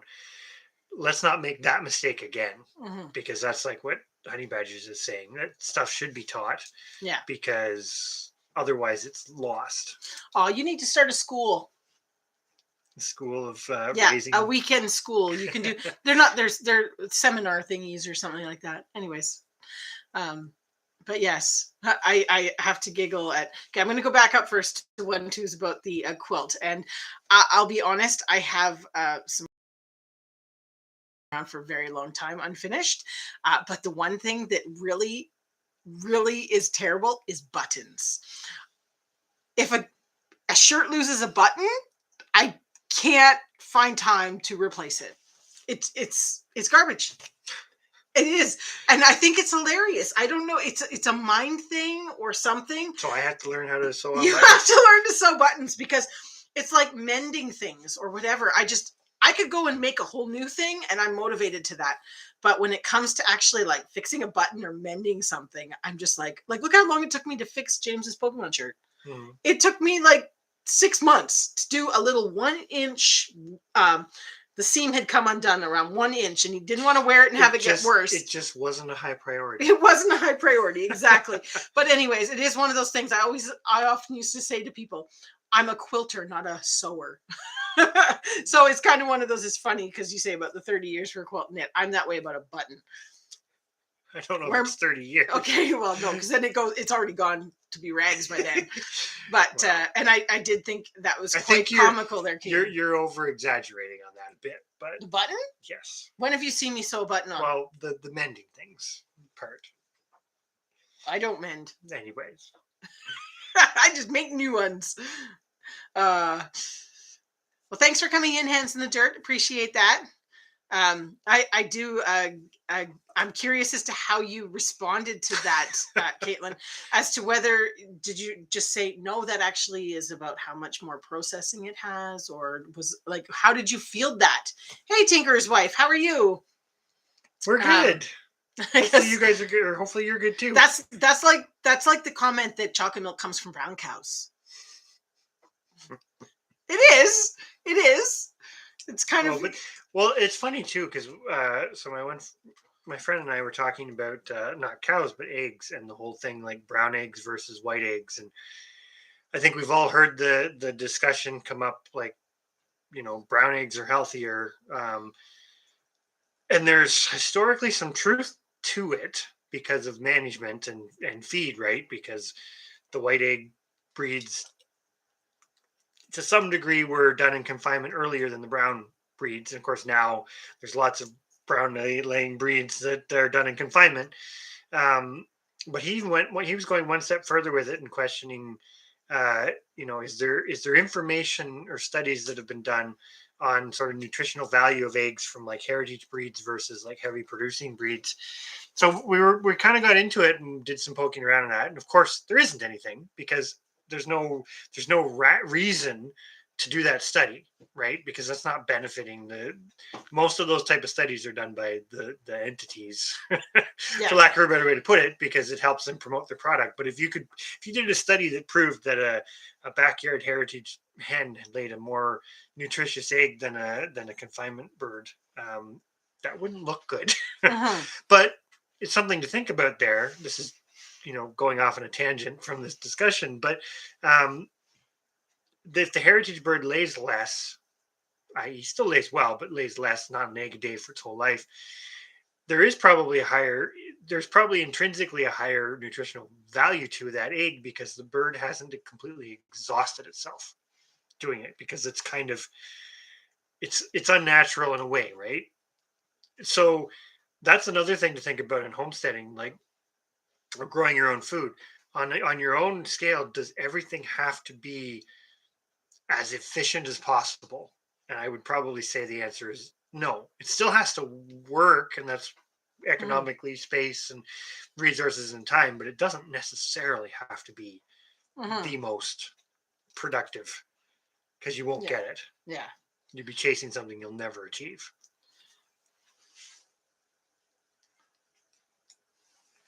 What happens when the person only eats the green or blue eggs? Well, my understanding of the process of why they turn green or blue is it's by a virus historically that changed the DNA of some chickens that were exposed to the virus in South America. So it actually, the colors are different. Like a brown egg gets it from the, what do they call it? It's like bloom, I think is the term for it. So when the egg comes out, there's a membrane put over it. Fun fact. Read the next one. All I know is brown eggs are just brown. Yeah, there you go. Blue eggs are green eggs. Yes, but the blue comes from a virus actually changing the chicken's DNA. So if you cross the blue chicken, a chicken that lays the blue eggs with another breed, you kind of, that's in their DNA to some degree. Yeah, which is interesting because it's Yes, aren't we just going down the facts now?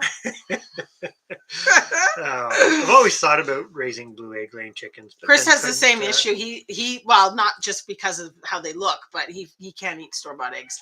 He won't eat them at a restaurant. Won't no.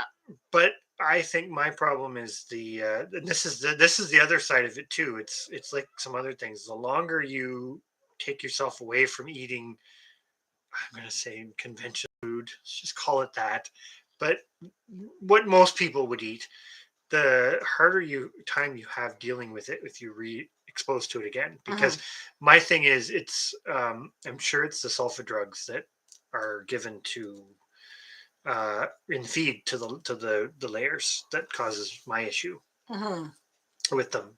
I know some people are more susceptible than others, but I think mine has developed over time. Yeah. For what it's worth. Oh, green eggs and ham. Sorry, I'm going to go off total tangent, but on Netflix there was a cartoon, Green Eggs and Ham, and we watched the first season with the kids, and it sounds like they never did the second season. Well, I don't think they're going to. I know, and it was so cute and good. I really liked that show. Our little fella only wants to eat the blue and green eggs. That's like I would only eat the magic beans. You could not get me to eat any beans, but I would eat magic beans. That's what my grandmother used to call the purple beans, because when she cooked them, they turned green. So that meant they were magic. We used to stand and we'd all watch the pot as they cooked and turned green, and it was magic. And therefore we were actually like, we all would eat our magic beans. Well, I can't for the life of me remember what they might have done that was magic. Like, okay, they're magic beans. So did I get a wish? I don't remember that part, but I just remember all standing around the stove watching the beans turn color. But that would be reason enough to make sure that you keep a population of blue/green egg layers, because if that gets them to eat it and learn it young and etc., then they'll also forever. They also probably would stick with it, right? Because I know a lot of a lot of blue and green egg layers, or they call them like the Easter eggers, but who knows, they might get really interested in the actual, I don't say Americana, I think is what they're called, and then they could take a real big interest in keeping that going. And that's what we need, is more people to get that interested in it from an early age, that they actually feel valuable, that the chicken is population of chickens is more valuable than a video game. Or not that there's anything wrong with playing video games, but in moderation. It's in moderation. I think that's where we're sitting right now. It's unrealistic to expect that people are just going to drop all modern convenience and go back to an old lifestyle. Because it doesn't move fast enough. We've become a tech world where the world moves fast. Yes. And things change fast. Stimuluses change fast. And this is one thing that we notice with the kids, is it's a lot harder than I ever remember it being when I was a kid, to actually stay focused on a task and see it through. I mean, it just seems like that is, and our kids are good. I mean, our kids are exposed to a lot. I can't imagine kids that don't get exposed to that sort of thing. Instant gratification. Exactly. Tinker's wife. There's like that I turn it on. We often pick on, because, okay, going on down the line of revealing game things. So I play Heyday on my phone. Every night before bed, I go to my fake farm and I make my moves. And again, you talk about it with the kids with Minecraft. Heyday is the same way. It's that instant like it's that I just push a button and I have it. I put my pig down and I feed it, and then the next day I have pork. I have bacon, actually, is what I get. I don't even get pork. I have bacon. But that's as long as you remember that that's a game and not real life. Oh, I don't know. I might get sucked in. But that's what I'm saying. Like to honey badgers, and it's that thing of, if they get hooked now, then they might act well. And I think your kids are more we call that immersed than a lot. But it's just a good example of, they could really take an interest in those chickens, and that's only going to help the chickens. It's a, what do you call it? It's like we always say to the kids, it's like the circle of life, right? We're dependent on the chicken. The chicken isn't just there to be its meat value or egg or its value for producing whatever, but that goes back to the attention thing, because it takes a long time. Yeah. You're talking years to improve something, or to work with something, or what have you. Sorry, I moved and now I'm blurry and you're... Am I blurry now? I'm still blurry. I don't care if I'm blurry. It'll come back. Some of this, the farm Airbnb or a farm stay type thing is a very interesting idea. We've kind of toyed around with that here and there, but the one thing that just kills you on it is the insurance. That's the big thing. I mean, you got to go down this line of, well, it is what it is, but it's kind of one of those things. We've played around with it because it's certainly something that I do think there is interest out there for people to want to. Okay, this is bugging me because, okay, you move in, because it seems to want to focus on you. It's not focusing on either of us. Go back. See who does it. I don't know. It's having trouble. It's having trouble. For some reason, it's not focusing. You're focused, but I'm not focused. I look like a blurry thing. I'm blurry too. But yeah, the farm stay thing, I think, is something that's very interesting. There's another channel that we follow. What's his name up in Mattawa area or whatever, the Foxfire Farm Guild. Foxfire Guild, Foxfire Farm. Anyways, they put up a yurt and they have people come stay on the farm in their yurt. And I just think that'd be fantastic to do something like that. But that's, again, a long time out in the 5-year plan. But we have talked about it with trying to either build like a tiny home type thing, like a tiny cabin, or something like that could work. Or you do it as part of I think people have before, like part of a learning thing. People can maybe they can learn from us. I don't know. Well, but sometimes people don't even really want to learn. They just want to experience it, to have an idea of where the food. They're not going to do it in the long run for themselves, but a lot of people go there just to experience it that once in their life and be sure that they don't want to do it, or they do want to do it, or as Tinker's wife says, liability insurance. Exactly. That's the part that just, I mean, I used to have a business with the art studio, and to be insured, to have people come to the property for art work and getting pictures framed and things like that. When you had the hobby farm, it was just like, whoa, because heavens, your horse may get out and kick somebody, or you might, it was just one of those things. And so that's the part I think that deters me most from the Airbnb stuff, is that insurance. And then I do know a lot of people that run without it, and it's a gamble. And Chris and I aren't exactly the luckiest people, so it's near and far. Yeah. It is kind of one of those things that it's just me, your very little pal Grover. You got to do round and through as well. Round, around, around, around, over, under, and through. Grover's here. Grover's here. Oh, they're just played Farmville. Yeah, I used to do Farmville when it was on Facebook, but you moved around so much, I'm blurry again. Way to go. Aw. It's all right. No, you're not. I like Chrissy saying he was just pretending that he was drunk and didn't have his glasses on. Definitely very, very good income right away. I mean, like I say, I mean, we have friends that do the Airbnb type thing, not farm stay, but just Airbnb. And oh my gosh, I mean, the potential that's there is crazy. The one thing we said is we have to get the yard more organized and cleaned up. That's the beauty of YouTube and editing. We can cut out those sorts of moments for you. Pile it all in one spot. We just pile all the metal and scrap over there and go, okay, we need to get a dumpster for that. We need to, I mean, we bought this place and we've done a lot in the 2.5 years that we've had it, but there's a lot more to go. A lot more to go. It'll all come. Yeah. It's slow, incremental changes over time. Yes. And they add up, and then you get big changes. So. Yeah. Did you ask No, I have not asked him as to what company he uses. I mean, that would be one of the people, though. I mean, he probably would tell you or give you an idea, because he's got a full-on farm with everything too, and he's having people stay.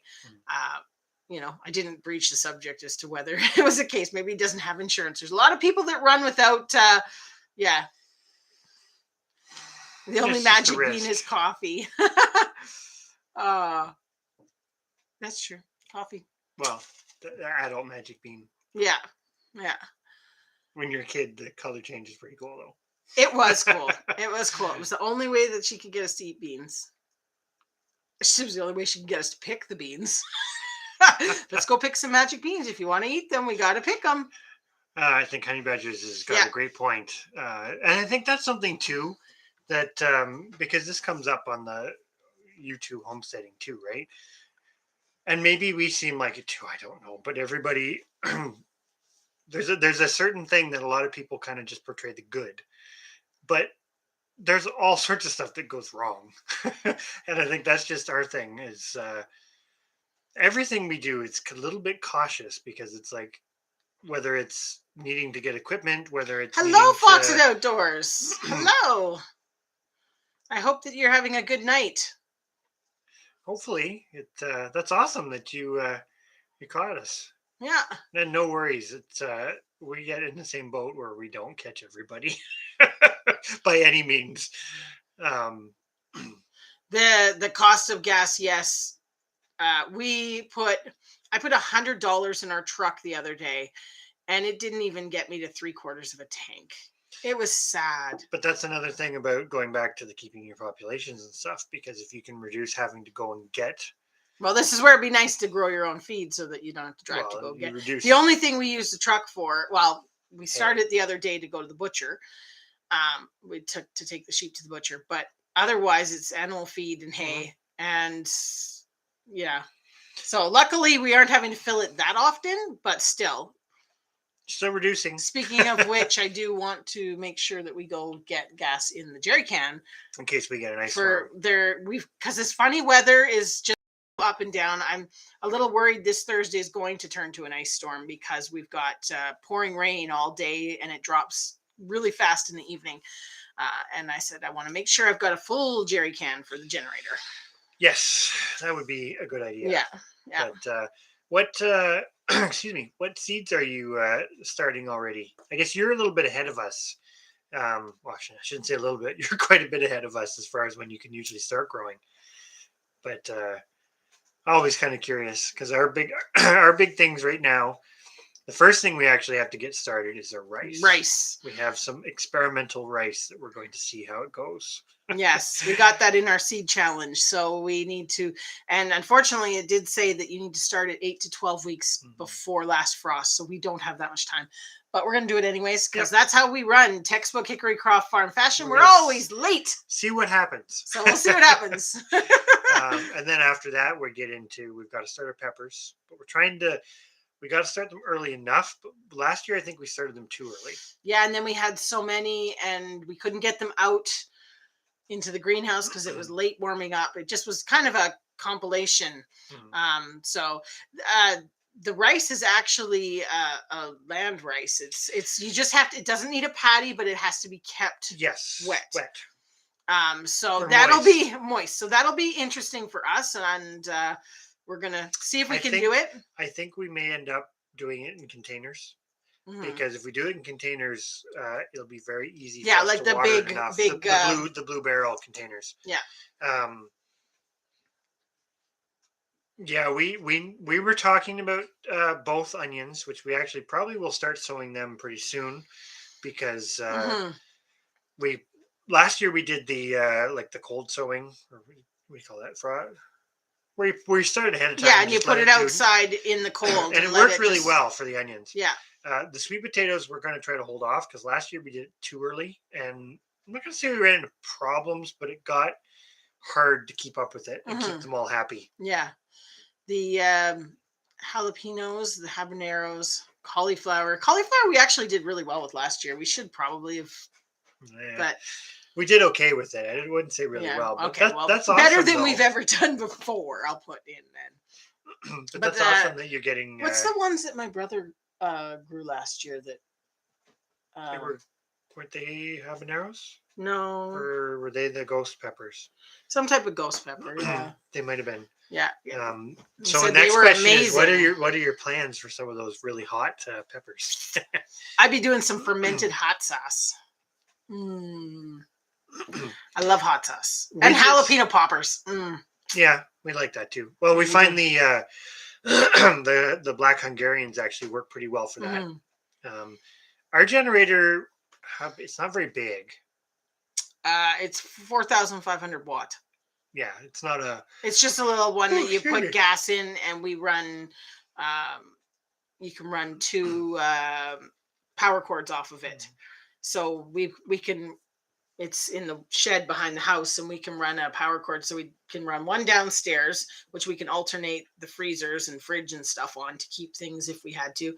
And then we run, this will sound really, really bad, but we run one upstairs for the computer and the internet. Well, and the fridge. You say that. That's what we did last time we had to use it. We kept the internet going. Yeah, but it would be a maybe. Because then at least we could still watch TV. But it's definitely one of those things. It's nice to have it. Yeah. We've not actually looked into doing a proper one that's hooked right to your panel. I know a lot of people do that. We haven't looked into that. That stuff that goes into the power stuff because and with the price of gas, I mean, because we use high test in our generator, so I think it's $1.80 a liter. So I mean, just to fill this stinking thing is so expensive. I mean, we've been talking a little bit about maybe, and I don't know if anybody's ever used them, but there's those they're $120 each, those solar panels that you can buy at Canadian Tire, that you can just plug into a power, like you hook up to a battery or whatever, I think is how they work, don't they? I don't know all the ins and outs of it. Anyways, I was just curious as to whether anybody had actually used them, because that's something we've been kind of dwelling on, is that we should have some things like that. Another thing that I really want to get this year is it's called a bio stove. I don't know if anybody's seen them, but they're amazing. Friends of ours have one, and it's like you just put in a few little twigs, and you can cook a pizza on it, or you can cook on it. But at the same time, it has a USB port, so you can charge your cell phone.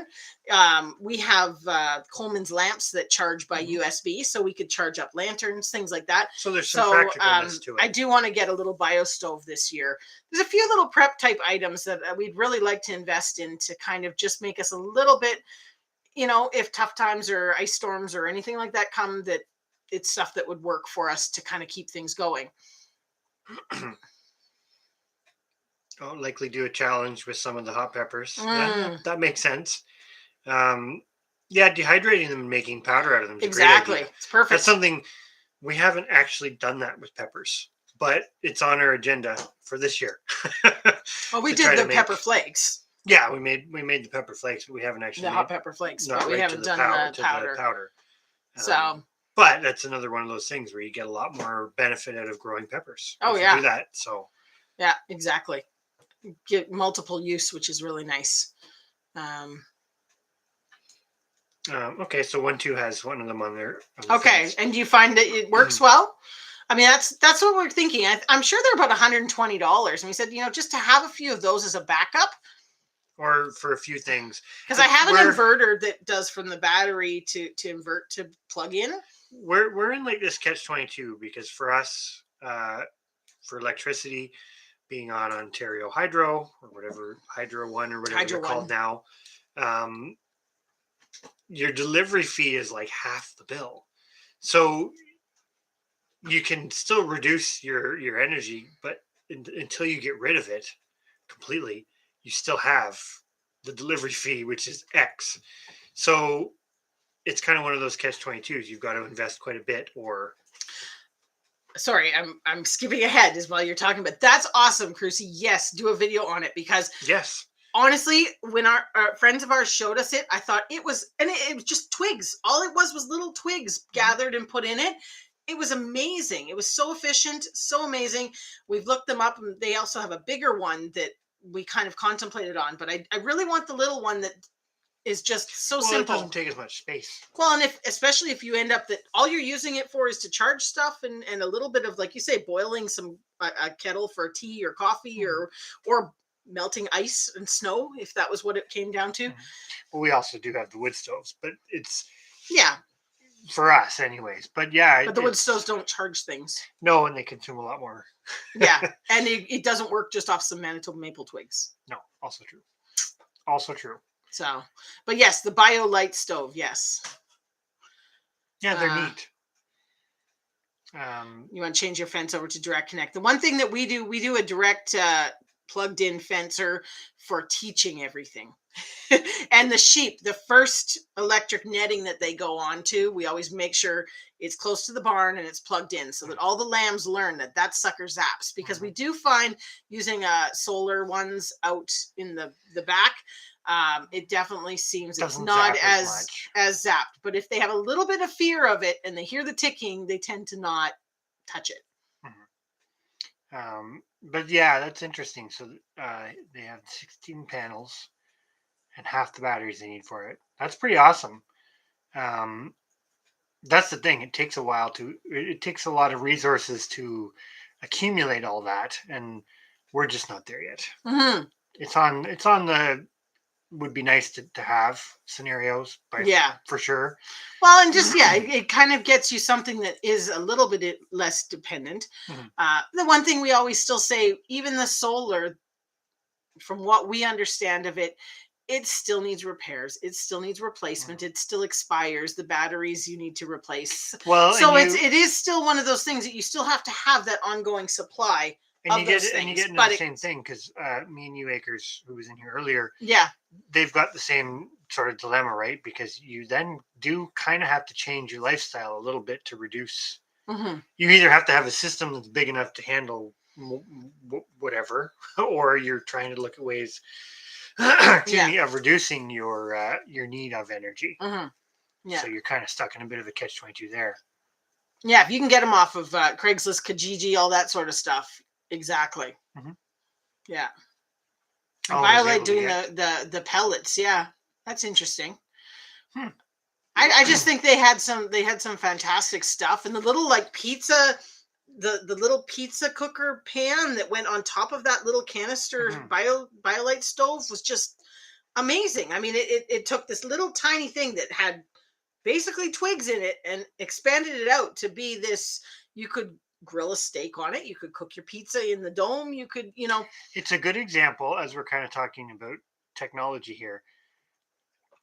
I always kind of sound like I'm real anti-technology, and I'm not a big fan of it, but there is a lot of technology that if it was more available or people just knew about it more or was being developed for the right reasons is great. It's amazing. Like the BioLite thing.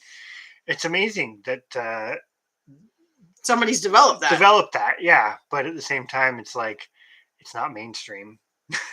Yeah. That's the negative, right? Nothing against that company, but the fact that a lot of technology is not developed to actually really help. Yeah. Yeah, exactly.